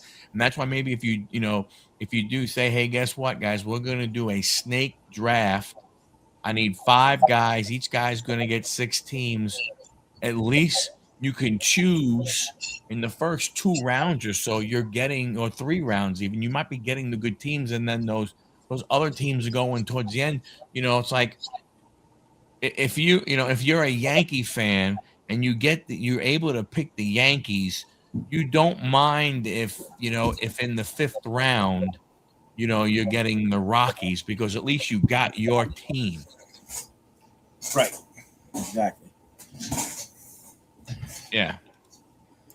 Come on, Kyle Taylor's worth at least $1. Maybe once you get set up in your new place and all that, your whole where you start doing it, maybe we could do a break together or something. Yeah, that's what I was thinking, Lockin. Could you put teams to do you reduce the number of spots by looking at a break and saying, you know what? In all of this product, this team has the most cards, this team has the least cards, you get both of those. For one price. Right. So, like you're saying, you get Right? the Yankees and the Marlins. You get, the Yankees and you get the Rockies. So, Baltimore has a lot of players, but Oakland, but not Oakland. Sorry, the Athletics don't. So you got Baltimore and you got the Athletics. Right. I agree with that. That's a good one. Those are things to do, but the problem you have is you again, that it takes time to put that together. It does. Yeah. From that, but again, I agree with what Lockin is saying. You get the Cubs and the I might actually do that, Chuck, in one of my breaks when I that decide. would be really good. Anybody who gets the Cubs, you automatically get the White Sox. You could do that with like them. You buy the Phillies, you buy the Pirates, you get the Phillies. Yeah. You buy the Mets, you get the Nationals. You can't put them with the Yankees. That would not work. Well, you can't put them with the baseball team from Georgia. You could. You could put the Yankees with the Red Sox. Yeah. That's a feud. But I mean, you could technically. You have to buy the White Sox, and the Cubs are free. Wow. Wow. No, there are plenty of ways that we could come up with to do a break where it wouldn't be a ton of money. You could keep it under $50 a team, or a spot for a snake draft. You can do that. No, I don't. I don't have a problem. I mean, I will do. I mean, I'll do them in expense. Like with my product that I have, I don't care because I know it's retail and all that kind of. I'll do it inexpensive. I mean, like I was saying, like product that I bought back in 2021 or 2022, freaking 2023, that I still have of. Because that was bought for the business, right? And it's written off on my taxes and everything. I don't care what I get for. I just don't want to go ahead and do it and go, hey, I got all this.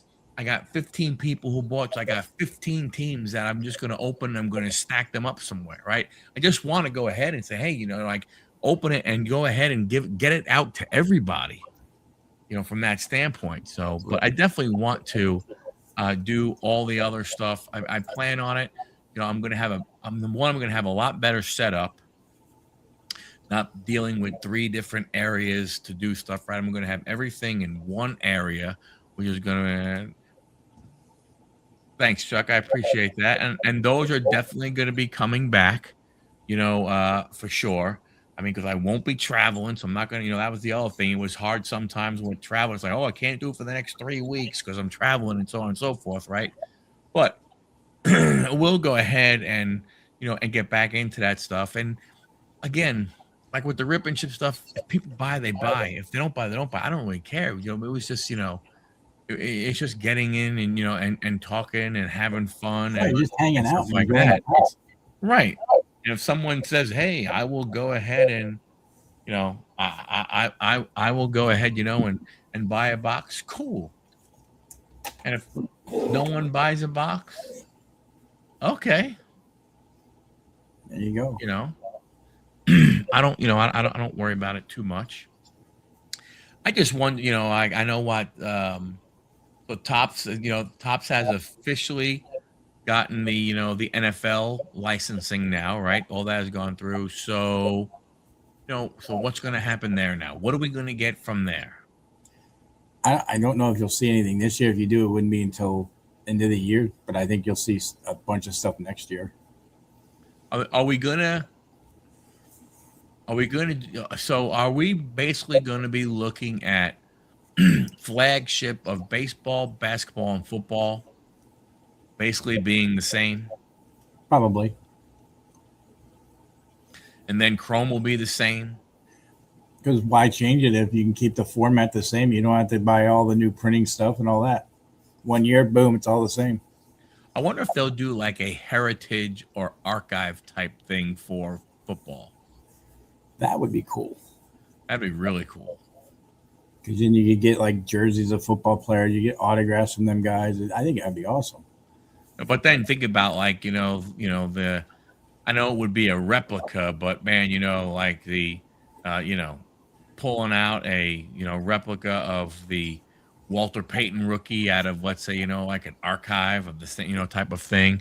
That would be, that would be cool. You could do that, and you could do like they're doing with the flagship of baseball this year. Next year, well, let's say you could get a redemption for a Walter Payton rookie card graded, stuff like that. It'll be interesting what they do. I mean, Yes. As they go ahead and get into, get now, they got NBA.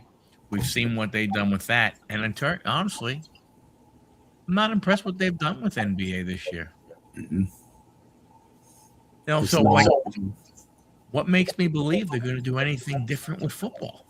If they would try to pull kind of some of the stuff like the Panini does, like not exactly the same, but similar, I think it would bump up their stuff. But if you think you can get like a 9 or a 10 out of it, I would. If you're going to keep it for yourself, yeah, why not? I have two that I actually pulled back in 1976, and I got them done with SGC. And I think I got an SGC 4 on one of them, and I think a 6.5 on another. That's where I would send that card, would be to them, because they tend to do the vintage better than PSA does. Yeah. The Peyton card. I'm not trying to show off, Chuck. I'm just going to show you what it looks like in SGC. He is trying to show off, Chuck, believe me. Look what I got that you don't have. That's what it is. Just saying. Rich people have rich, nice cards. That's all I'm saying. Buy big houses, put big screen TVs in their basement. But I mean, it does look good in the tuxedo. That does. Even at a 4, that looks good. Yeah. Still, I mean, it's still a good looking card. Agreed, Tom. I haven't done it with any of mine yet, but I might. I do have one that Chuck sent me, a Soto Auto. I'm thinking about sending in, but I think I'm going to do it to SGC.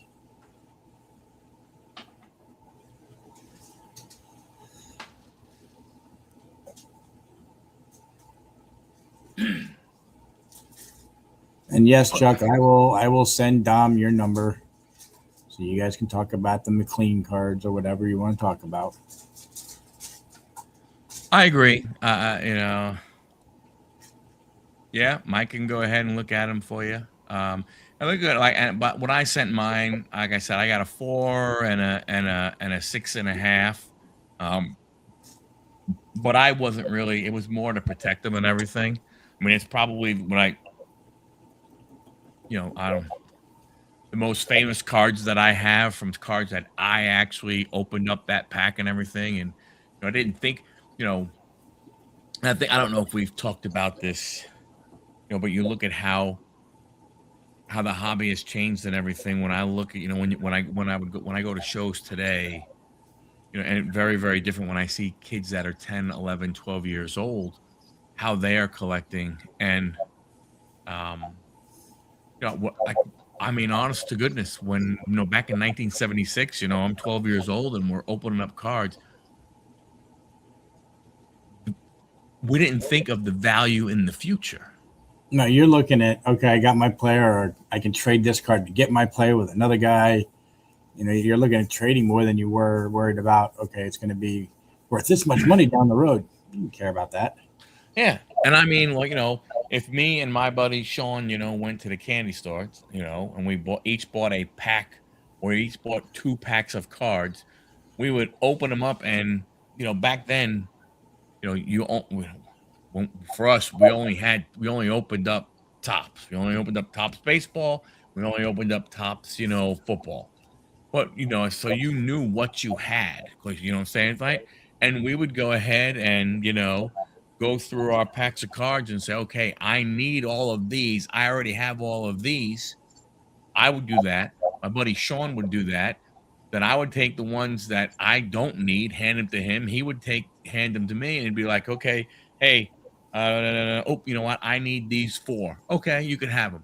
Hey, oh, I need these 5. Okay, you can have them. The player didn't matter. Right. It wasn't about the player or nothing. It was just like, hey, I need, you need, there you go. We bought 4 packs. We got cards that we need, and we kept everything else. And threw the gum in your mouth and chewed it while you did. Yeah, you can buy slabs on Amazon and try and do it yourself. Yeah, SGC is just slow now. I will say that PSA has not done them any favors since buying them. No. And I haven't heard what's going on with Beckett since they got involved there. E-cards, really, Dom? Yeah, that's why I tell you got your fiber, Dom. Explains a lot, I'll tell you that. But it's just like I was saying, and it's funny, but I'll talk to some other people who, like in the 80s and the 90s and stuff, they're going, oh no, what are you kidding me? We went ahead and we would take the cards and make sure and blah blah. And I'm like, man, we flipped cards. How many did you put in your bike spokes? That's the question. Probably not that many. It really wasn't a big thing. My dad tells me that when he, so my dad was he was born in 1940, so you got to figure, in the early 50s, he's 12 years old. They used to do it all the time and stuff like that, and he talks about him being a Yankee fan and stuff.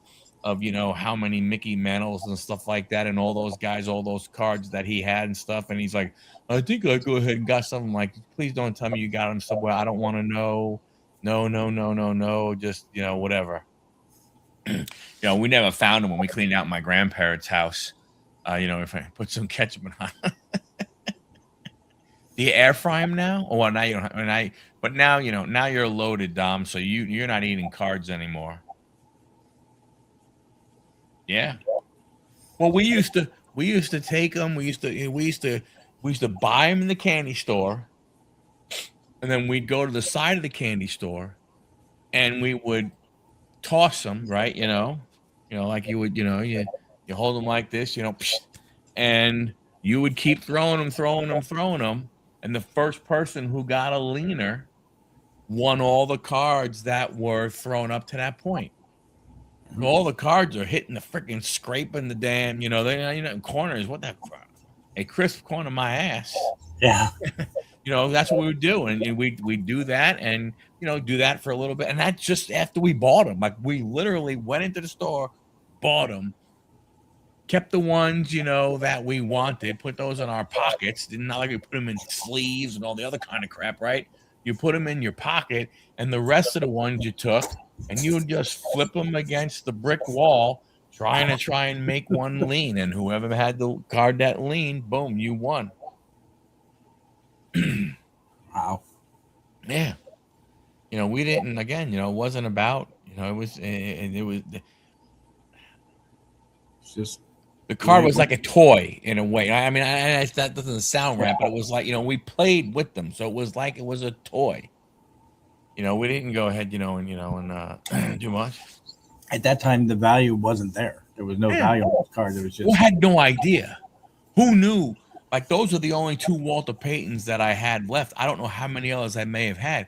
Who knew that when I took those out of the pack, if that was a rookie card Walter Payton, if I would have taken that and never did anything with it and put it in a sleeve and put it in some kind of hard case, who knows what the grades could have been on those, right.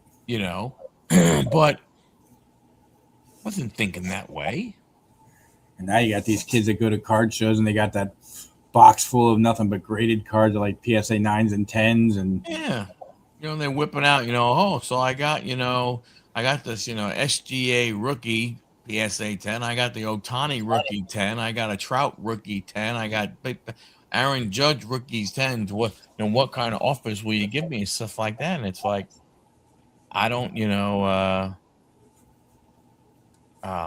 the kids are all about, they're not about collecting anymore as much as they are ripping and flipping.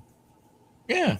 I mean, maybe some of the younger ones, like I've seen a few come into my LCS and I've handed them some cards or bought them a pack of cards and said, hey, just open it. And the kid's happy as heck just to get cards and keeping them. But you get above 12, 13 years old, they're all about, I got my dad bought me this case and I got all these graded cards and I got a Mahomes rookie PSA 10 autograph. What will you give me for it? Give you $3 for it. Yeah. And I mean, and don't get me wrong, I get it. But the problem you have is that, there were a lot of people, right around that COVID or just after that COVID, there were a lot of people that figured sports cards was their 401k. Oh, yeah. And not true. Not it's not going to be a 401k. It's going to be an instant gratification is all it's going to be. It may, now you might be able to take some of those cards and maybe it is a, a really good vacation, but, there are a lot of, I know a bunch of guys that I know who thought, they were even some of the guys, that I played baseball with, stuff like that. And a couple of, guys, I know a couple of guys on YouTube that I wound up meeting and everything. They're like, oh yeah, man, I got this rookie guy, I got this guy, I got that guy, I got this guy, I got that guy.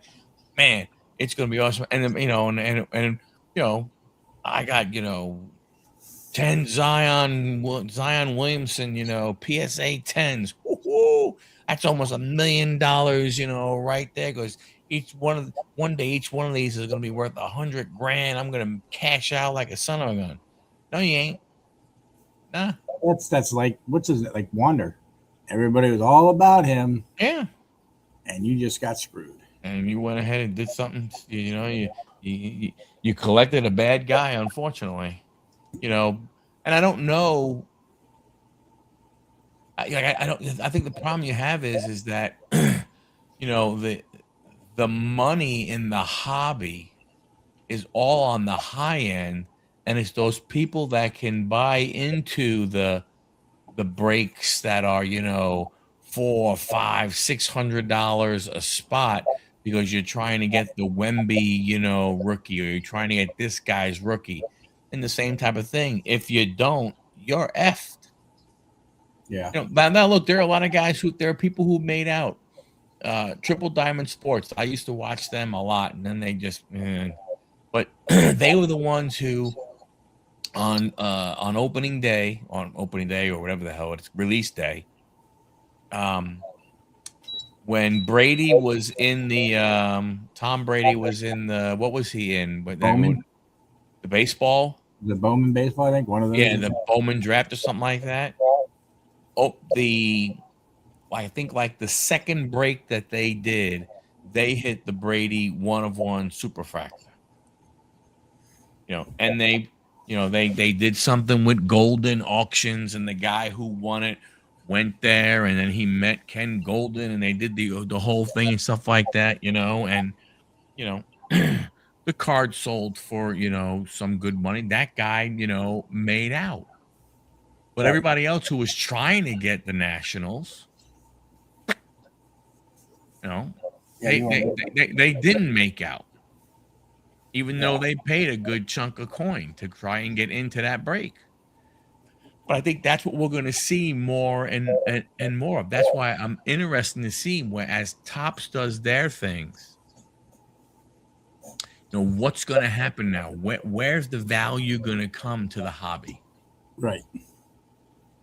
You know, Agree. because I was going to say, it'd be very hard to come up on. right. Because when There's you still so little being released, and when they do, it's like ridiculously priced stuff. Yeah. And they even reduced Transcendent this year to like basically 8 packs and 10 cards. I remember when that used to be a big old full case of stuff that you could just get a ton of cards out of. You do a decent break. Yeah. I mean, like, even you look at it, like wrestling, what did Lawkins say was like $390 Mm-hmm. for a box of WWE, what is it, Exalted? Yeah. I mean, holy cow. I don't know how. I think you probably only get 2 autographs, I would imagine. And knowing, knowing me, I get that. I get Kit Wilson, and I get, Fraxium. Yeah. Oh, 5 cards. 5 cards is it. Yeah, you know what I'm saying? You don't get Roman or Punk or Seth Rollins and stuff like that, where you can go ahead and potentially get your money back. So where's the I wonder, I've never ripped a product that is that 2 autos, a relic, and 1 number card. No, that's not terrible. That price is ridiculous for 5 cards. I have not ripped something like that, but I don't know. What does it feel like when you open up something that is that expensive, or even some of these other guys who would do like a basketball, like $1,500, for a box of 1 box of whatever it is in basketball, and you get 6 cards. I cannot imagine sitting there dropping $500 on a box, Yeah, and 6 cards, and ripping it open and getting nothing. I think the most expensive box I ever opened was Triple Threads, probably back around 2020, 2021, maybe a little bit earlier than that. I think that box cost me $200, and I thought that was high. Yeah. Now I look at it like you aren't getting triple. That they do Triple Thread, you're not going to get that for less than probably $500 a box, and that's like, what is it, Dynasty? You get 1 card, Luminaries, you get 1 card, and they're like $1,600 a box. You are not getting your money back unless you hit one of those top tier players. There's probably there's a very small number of players that are going to get you that money back. And if you look, I've read that Trout, Ohtani, and some of the bigger players only sign a certain amount of cards for Topps, and that's it. That's what they sign for the year. They're not like signing like these other guys where they're signing 75,000 cards. They're like maybe 50 cards for the entire year. I mean, they're not sending them, a ream of stickers and saying, "Hey, here's 500 sheets with 50 on a sheet. Go ahead and run through this for us and get it back to us." Yeah. be interesting to see how many of them have their, because I'm pretty sure they have, some of them have like secretaries or auto pens do it for them. But it's a authentic auto from Topps. It has been authenticated by a Topps official. Yeah. I just, like I said, I just wonder, you know, when you look at the hobby overall, when, again, like I said, I look at content, and more content is about, you know, is this worth it? Is that worth it? Or this guy was, look, here's a scam, or you know, or it's watching, or it's breaks. Yeah. Like, you don't really see, you know, like you don't really see. The only way you get the, what do you call it, for like the hey, this is the stuff that's being hit, is if you watch If Sports. Yeah. And he does his top 10 thing. I agree. I don't know if they should be arrested for that, but if you're paying $1,500 a box, every one of those cards that you get out of there should be an on card, not a sticker. Period. Any of that high end stuff should never have stickers in it. Yeah. Before it gets too late, Dom, you're still here. I see that. I will split this box with you, brother, and we can rip it here in like a couple minutes if you want. I don't want to keep Mike up all night, you guys up all night. I'm okay. Whatever if you want to rip it, you let me know. I'll put you at the big screen. So let me get my camera turned around. And oops, that didn't work. Nope, not that one. Get this lined up properly. All right, there looks good. The best I'm gonna get with this camera. So let's really, you had to bring that name up, Dom? Anything but him. I mean, I do like what they did with the boxes on these. I like the shiny box. Yeah, it does look good. It made it look good. I mean, 14 packs, 14 cards. You're getting, what, 196 cards? So, I mean, for the value, it's not bad. It's just what you get out of it is not usually that great. But we're going to find out. Let's set these all up, put them there. And we will get to ripping these. I mean, a lot of it's, you know, the base that we've all seen. It's all towards the back on these. I like to pull a walk this way or dugout peek. Woo! Oh. As I believe, see the hollow foils kind of look like this, and the, what do you call it, looks like that? Got like that sand dust something? Sand glitter, yeah, but they call it confetti. Oh. I don't even know who that guy is. Then you get your obligatory Caglione, the 8-bit of Jacob. These all can be numbered too. I know that. Really? Oh yeah, Aaron Judge, perennial all-stars. I don't know about all that, but he is not winning MVP this year. I don't believe. No. Oh look, a Mookie that we're not going to sleeve. I'm not going to sit here and go through each one of these because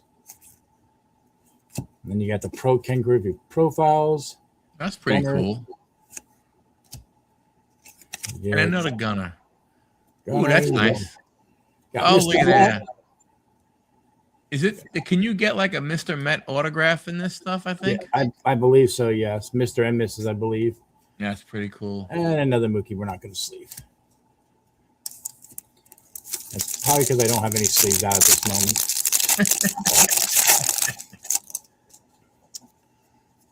You got some more base, which it's not bad, but if you're looking for inserts, this is the way to go if you want to try to collect insert sets.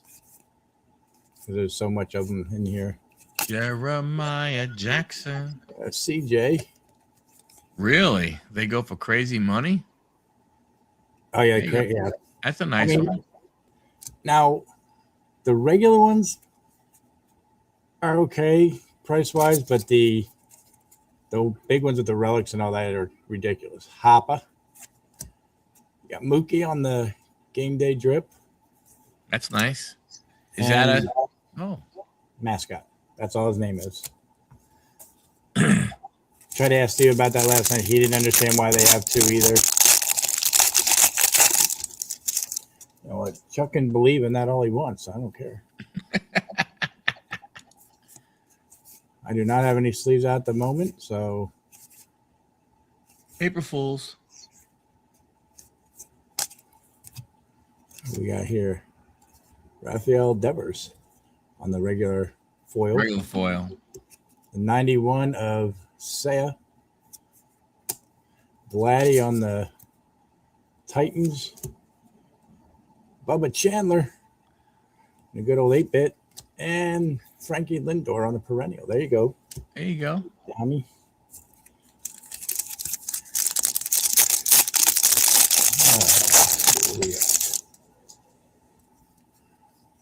Yeah, you got that guy.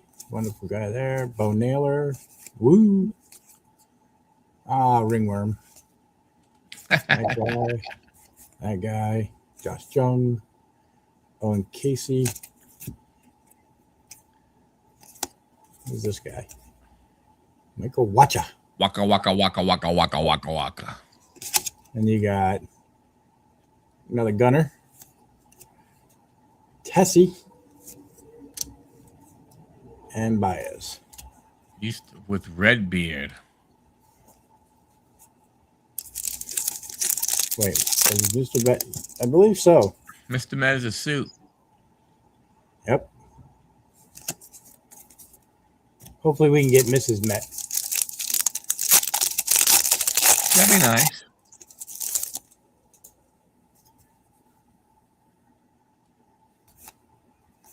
And some more base. A hidden mascot would be cool to pull. What's the hidden mascot? Kind of like the hidden elves from Holiday. They put the mascot like down the corner over here. Oh, wow. Got a Paul Skeens on the All Tops team. Jordan. Happa. And Altuve. I don't think he's a perennial all-star, though. I always call Mr. Meta sellout. Why does that not surprise me? Otto Kemp. Letty. Birdsong. Suspended with the Pofar. Oh, yeah? Jacob Wilson. Yeah, for the Rangers. Or Twins, sorry. Corey Seager. No, Texans. I was right. Corey Seager. I know somebody like that one probably, but we got Bloopa. Oh, look, another Mookie.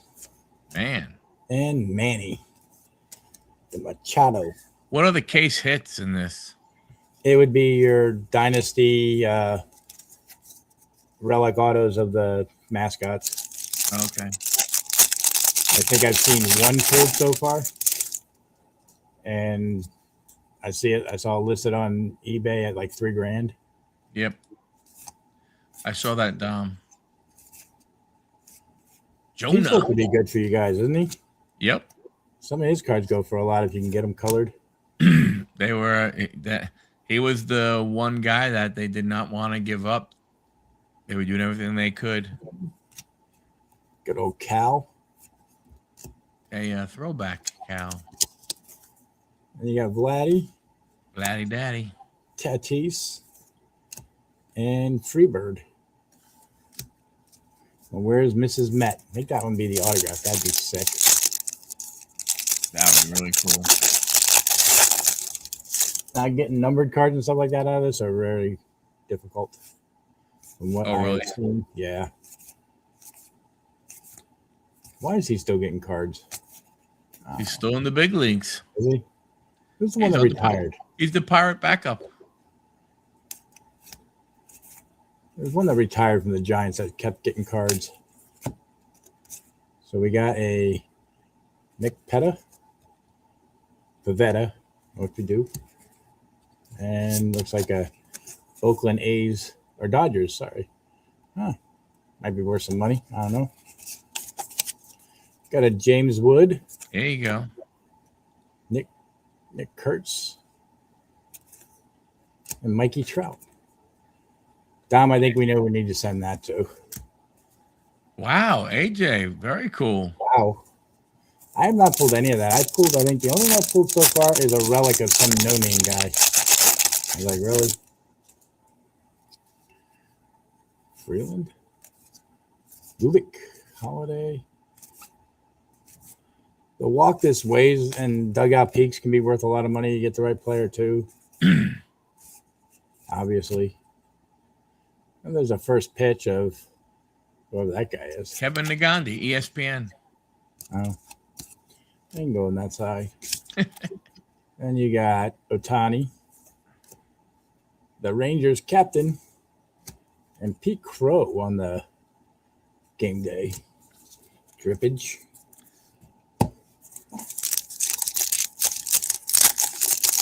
Is that autographed, AJ? I take it out of 25. Power. Peyton Tolley, another decent one. Nick Kurtz. Casey Schmidt. Spencer Strider. And is that a throwback on Strider? I don't think so. Oh, no, I saw the 75 on the top. Oh, yeah. Got this guy. Well, there you go. Short print, school blood sold for 100, 150 raw. Nice. Wow. No auto. Samuel and Acuna. So we got 3 packs left, and we know we're going to get an opening day card. Hopefully, like Otani or something, that'll be worth a little bit of money.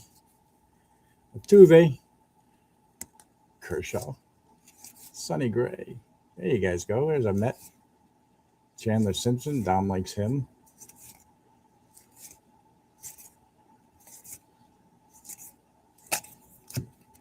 Ooh, that's a nice Jacob Wilson. Throwback. Design. Judge. Ron on the Titans. All right. Slugger. There you go. And that guy. Yeah, we're not going to say his name. What's the opening day card? It's like a foil that has the opening day logo in it. Ah. Not super big, but you know, I said you can get an Otani one or probably a Caglione would be worth it. Sure. There's a Mets card for you. 2 turnarounds. Not numbered. We got there's the opening day of Trey Turner. Oh, no, see, that's the 75th anniversary. Is that the opening day on it? No, it's opening day. Yeah, okay. It looks like it has the little opening day logo in the foil. Yeah, I saw that up there first. Yeah. Trey Turner, not the greatest one to pick. Otto Lopez. Wow. And then you got that guy, Aaron Judge on the game day drip. And Clark for the Cubbies. All right. Last pack magic, folks. Let's get something here.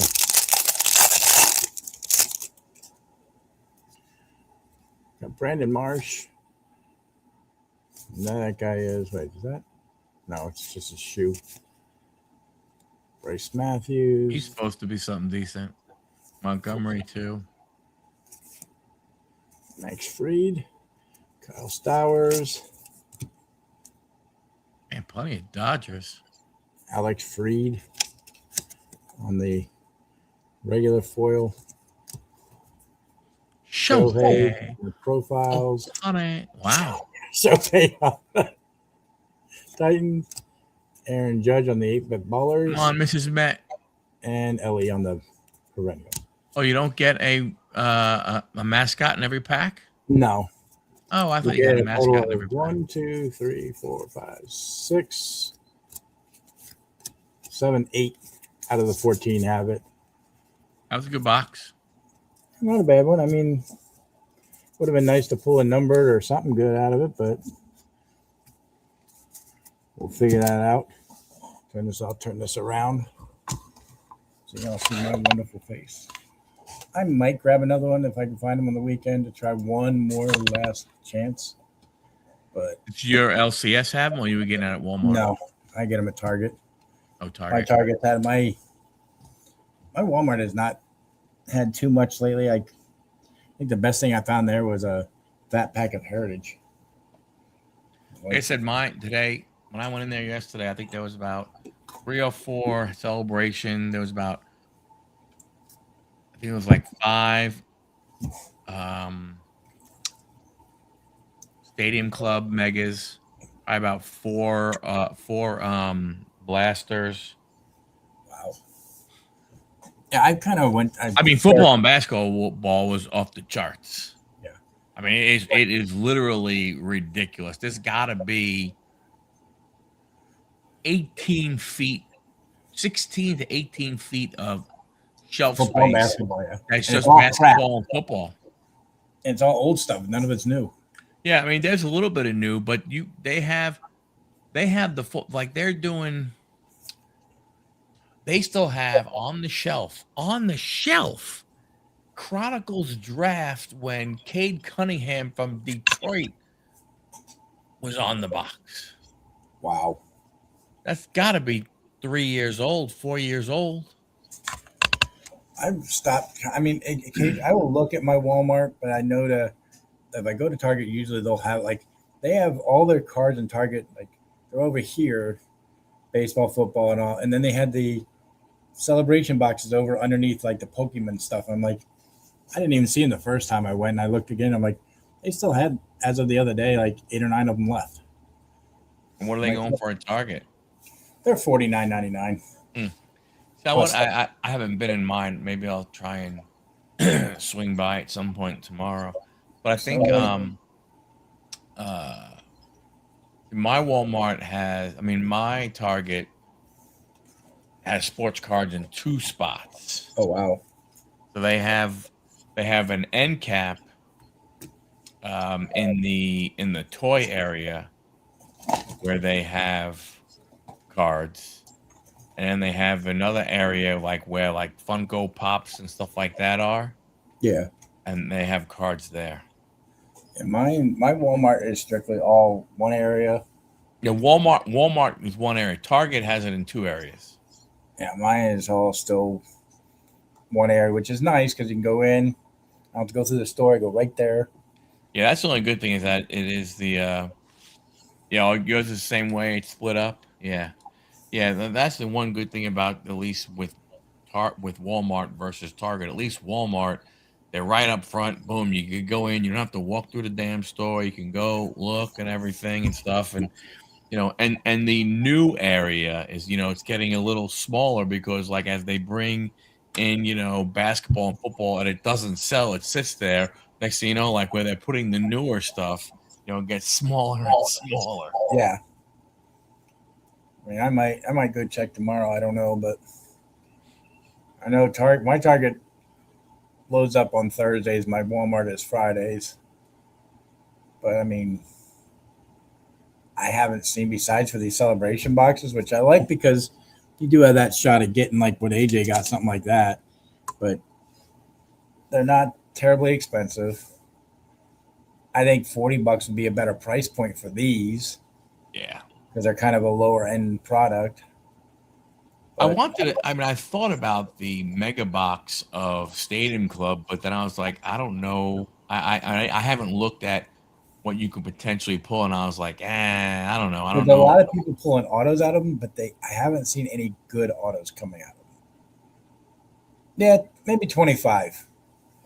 The store's got to make a little bit, but yeah. Well, celebration should be that. Make it where kids can buy it. It should be that entry. It should be more of the entry product. Because it's more like it's basically big league and opening day mixed together.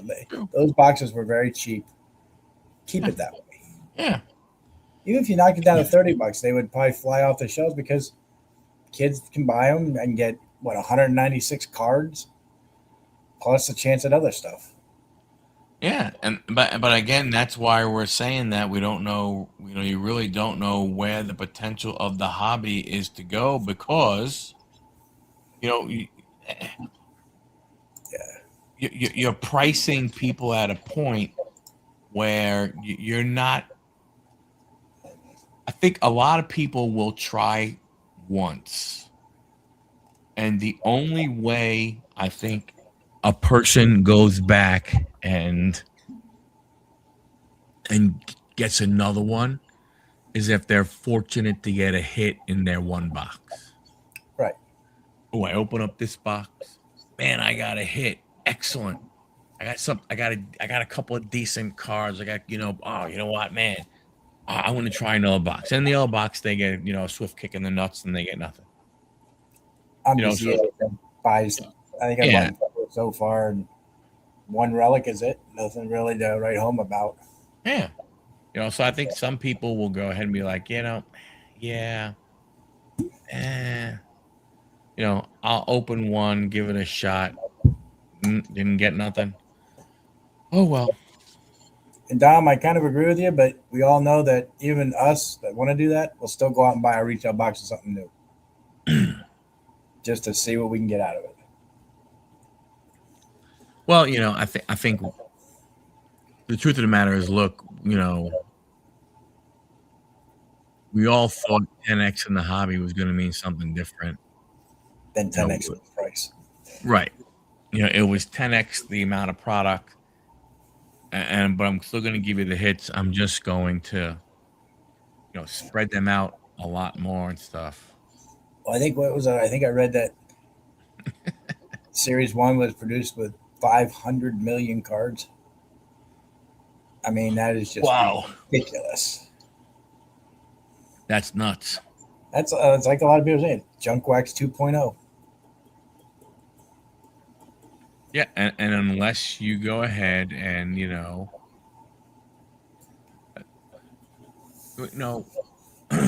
where they've split the hobby so much that I think they're still trying to reap something from quote unquote investors. From that standpoint. 500 million to acquire Tops. It was something like that. Yeah. They're trying to make that money back, plus all the money they spent for the licensings and all that. Right. And the licensing deals are, I think, some of them like they're 8-10 years worth of deals.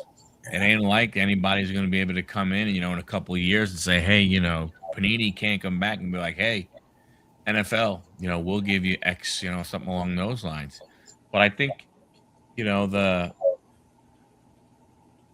it's just gotten to the point where it's like you have retail, and you have hobby, and then you have the other stuff. Whatever, I'm like the specialty ones, or fanatic boxes, right?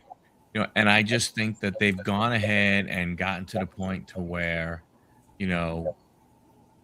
pulling the hits out of value boxes. And yes, I know you can still get them, but come on, the odds used to be so much better. Yeah. At some point. But I think what they've gone ahead and they've said, hey, you know what? We got to get our money back. The way we're going to do it is we're going to, in a way, force people that want to get the more valuable cards. We are going to push them into a higher price point. And there are a bunch that are still going to be at this. They're going to say, hey, I was here. I'll go to here if I know I can go ahead and get hits. And then once you get it in there and they go, well, hey, you know what, man, if you like those hits in this box, wait till you see this box. Yeah. And wait till you see what the hits look like. You will not believe it. And you get into it, you start getting some of those hits, and you're like, man, if the hits for another couple of hundred and I can get, man, I'm in. Yeah. And I agree. I hate buying the boxes, but it is fun to rip. It We're is. not going to see a box under $150 probably ever again. A hobby box. It's not going to matter what it is. It's going Yeah, to be that. I mean, the only way, yeah, you're not going to see anything like that. Basketball, football, baseball, for sure. I don't even think you'd see it with upper deck hockey. Yeah. The only way you're getting a whatever they want to call a hobby box, it's going to be maybe a leaf product, and you may spend $129 for it, but it probably still going to only be like one pack of 10 cards, Right. not the hobby boxes that we're used to. 36 packs or whatever the number is, 24 packs, 36 packs. We're not going to get to that. You're right. I don't think we'll ever see No, because they already took that happen. 4 packs out of Heritage this year, went from 24 to 20, Yeah. and jumped the price of it. It's like you're taking out, but you're not reducing the price to accommodate that price. It's like, okay, like Series 1, they took out a hit out of the jumbos. Well, then reduce the price. Yep. They shouldn't be $300-400 a box for jumbos. No, I mean it We're going to see really. baseball hit basketball and football box prices, $400 or $500 for just your base crap.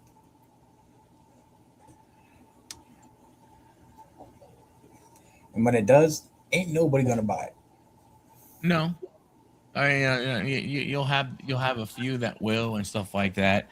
The problem they're going to have is they're going to kill the lower end, and I mean the lower end of the $60 and lower, $75 and lower boxes. They're going to kill that even more because they refuse to put hits in. Yeah. And when you refuse to put hits in, it's going to make it harder it's going to make it a lot harder to justify going and spending $60 on a box that's supposed to be a hobby. Right. It truly has gone from a hobby to, lack of better words, scratch off gambling. Right. Buying a pack, opening up, no different than going up to the counter at QT or 7-Eleven and going, hey, I want a lucky sevens and I want a 555. And you get your nickel out and you scrape it off and you lose and you throw them in the trash as you're walking out of the 7-Eleven. Actually, I believe you probably have a better chance at the lottery than you do cards anymore. Yeah, that's true. But you know what I'm saying? I mean, that's what it is. I mean, Hey, I'm going to spend $10 on this fat pack. Where do I go get a $10 lottery ticket? $10 lottery. I could go ahead, I can be on, my dream lottery home on HGTV. That's right. I mean, But I think that's, it has become so much of a just gambling. It's not, that's what people go, oh, the hobby. Man, you're looking to pull that card to turn around and sell it to make your money back that you paid to get into the break. right. The hobby is more of the going to the card show and buying your favorite player and all that kind of stuff. That's like still where the hobby is, but the packs and everything like that and the ripping, that's just flat out they've turned it into flat out gambling because of the lack of hits that you can go ahead and get that you once could. Right. I mean, seriously, I don't care how many boxes of baseball you do. Take your value boxes. I don't care if you do 1,000,000 of those. You can put a hit of some kind. You can put an autograph or you can put a friggin' napkin relic in every single one of those boxes. You have plenty of players. You have plenty of jerseys and uniforms and pants that you can go ahead and cut up into little 1-inch squares, and you could do something. And maybe every 100 or so you throw an autograph in there or something. It's just they don't care. Yeah. It's all about money to them. That's all they want. Like getting less and less releases coming out. Like I said, like April, it's all high end stuff. Nobody's we can't afford that for the average person. Now they decide to throw out something in April, which I can't see what they throw out besides platinum, which is probably going to be $200 a box, I bet, and not a guaranteed hit like yet last year's or the year before was. And I tell you, platinum was Chrome Platinum, man. That was one of the things that I looked forward to.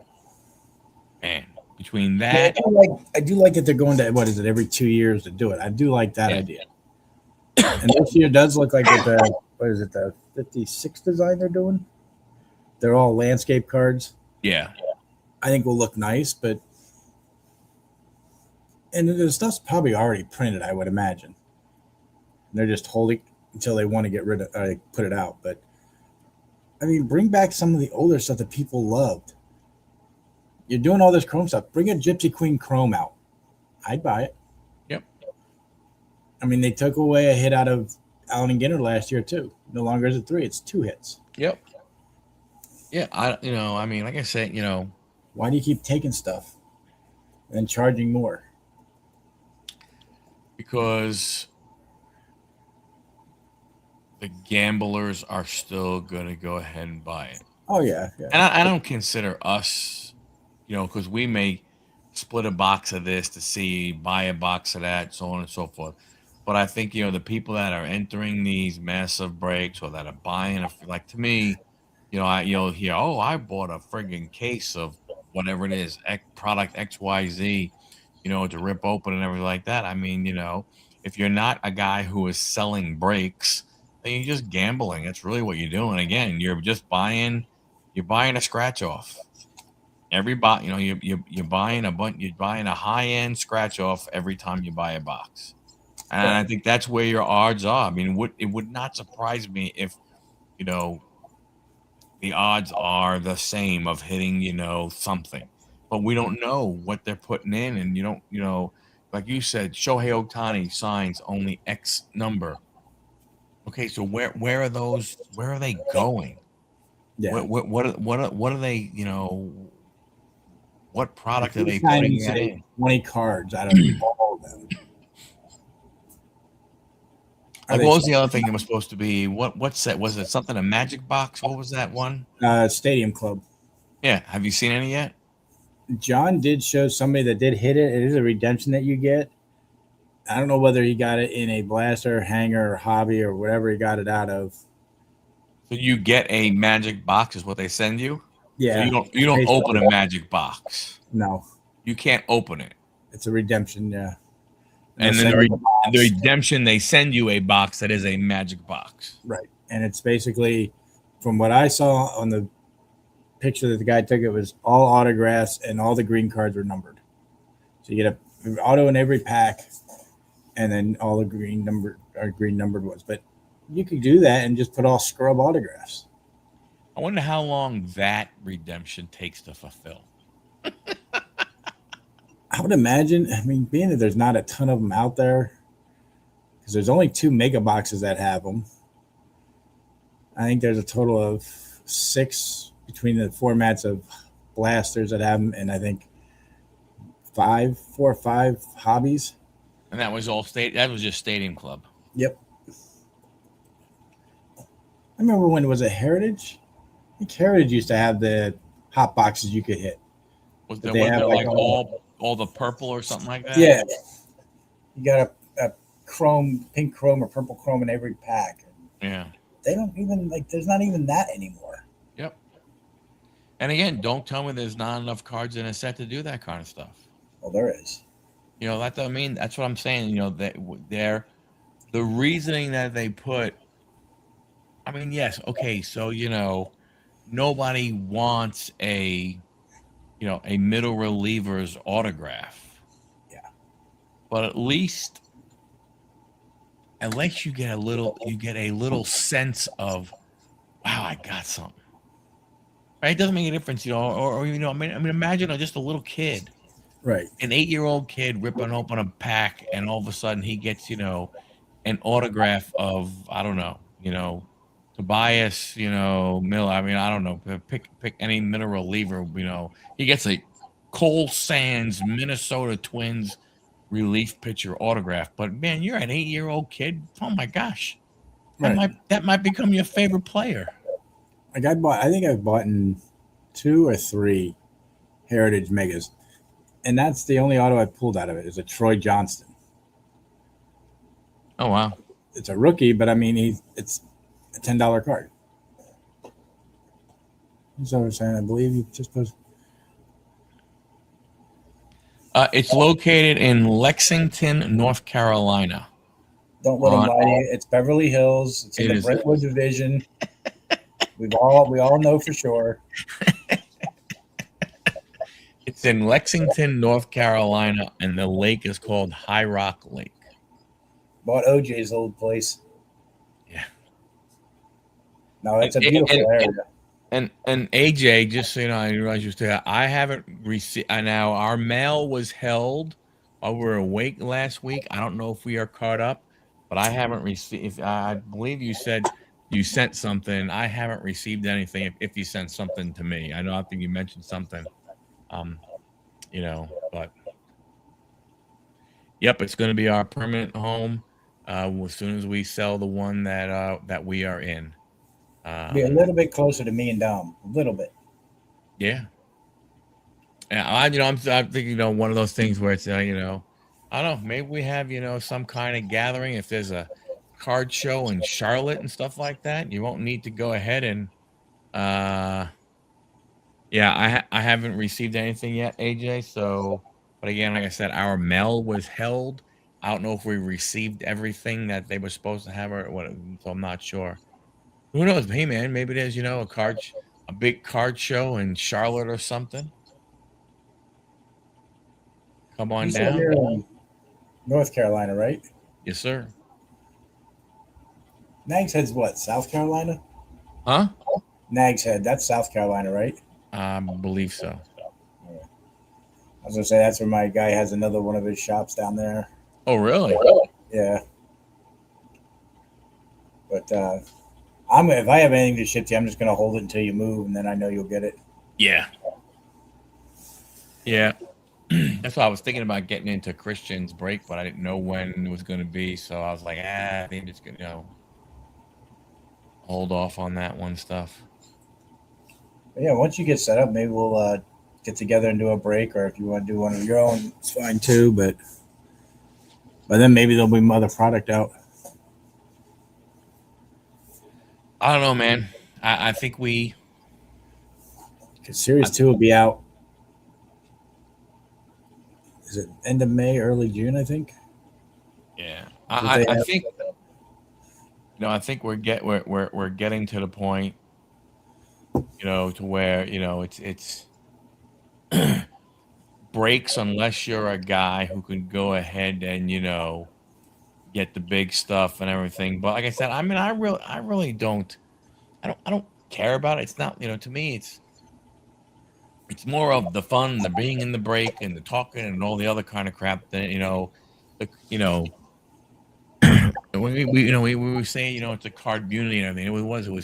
It's the cards that bring people together. And that was just like, that's the meal, right? That's the meal that brings us around the table. And sometimes the meal is not the greatest meal, but you overlook all of it because the people around the table are really why you're there. And Right. If you're lucky to go ahead, and get something, hey, if you're lucky enough to get that hit, whoa, man, then everything is great.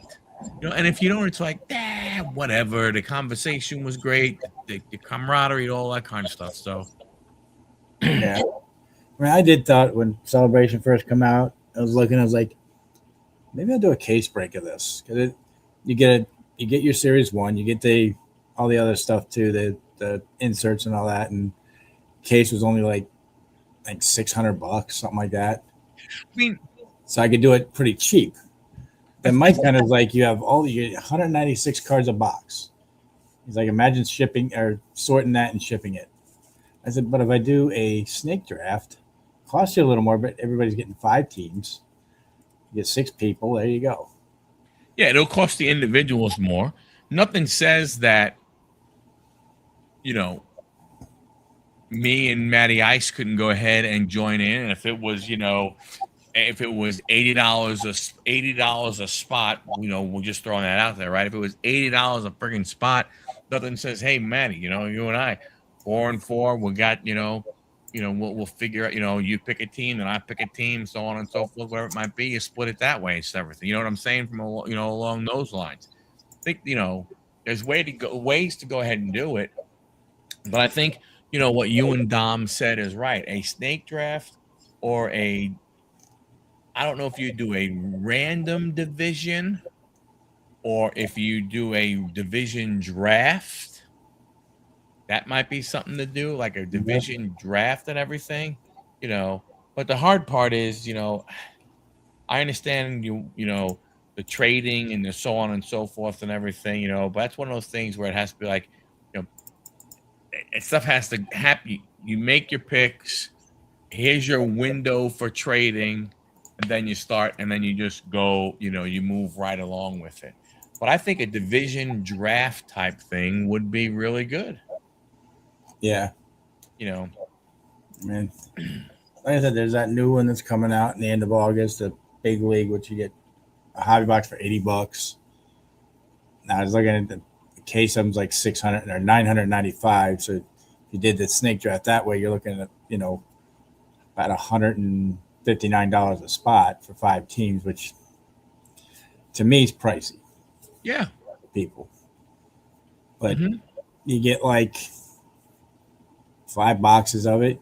You're getting 10 autographs out of those boxes, total.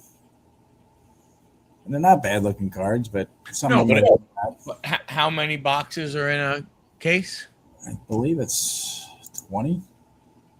So could you do 2 breaks at 10 and charge a little less and then see what happens? I mean, that is a possibility. I don't know if you get the same people to buy in, but maybe you don't. No, it's 12 boxes to a case of that. So if you did 6 and 6. 6 and 6 ain't bad. So let's see, 9, 5, 9, 5. Divide that by 2, and then divide that by 6. You'd be looking roughly about $80 a team. $80 for 5 teams. I think that's a little more palatable.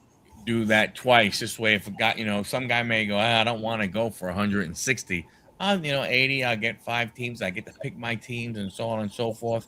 I mean, I like it, and that's why I think you have that. And then you can entice a little more people. So like if you and I, if you did something along those lines, you say, hey, guess what? You know what? I'm also going to throw in, some boxes from 2021 when you could still go ahead and get hits in blasters and megas, right? Or 2022 when you could still go ahead and get some hits in there. But now all of a sudden it's like, oh, wow. Ooh, now the draft all of a sudden changes a little bit. Once the draft really becomes more interesting when you can do different years of product. Right. Because then you're going ahead and you're mixing in those rookies and stuff like that, right? Because what's the difference if unless you went back, 3 or 4 years, then you go, well, do I want Shohei on the Dodgers or do I want, and I'm doing current product and I'm doing product that's 3 years old. Ooh, do I want Shohei on the Dodgers or do I want Shohei on the Angels? True.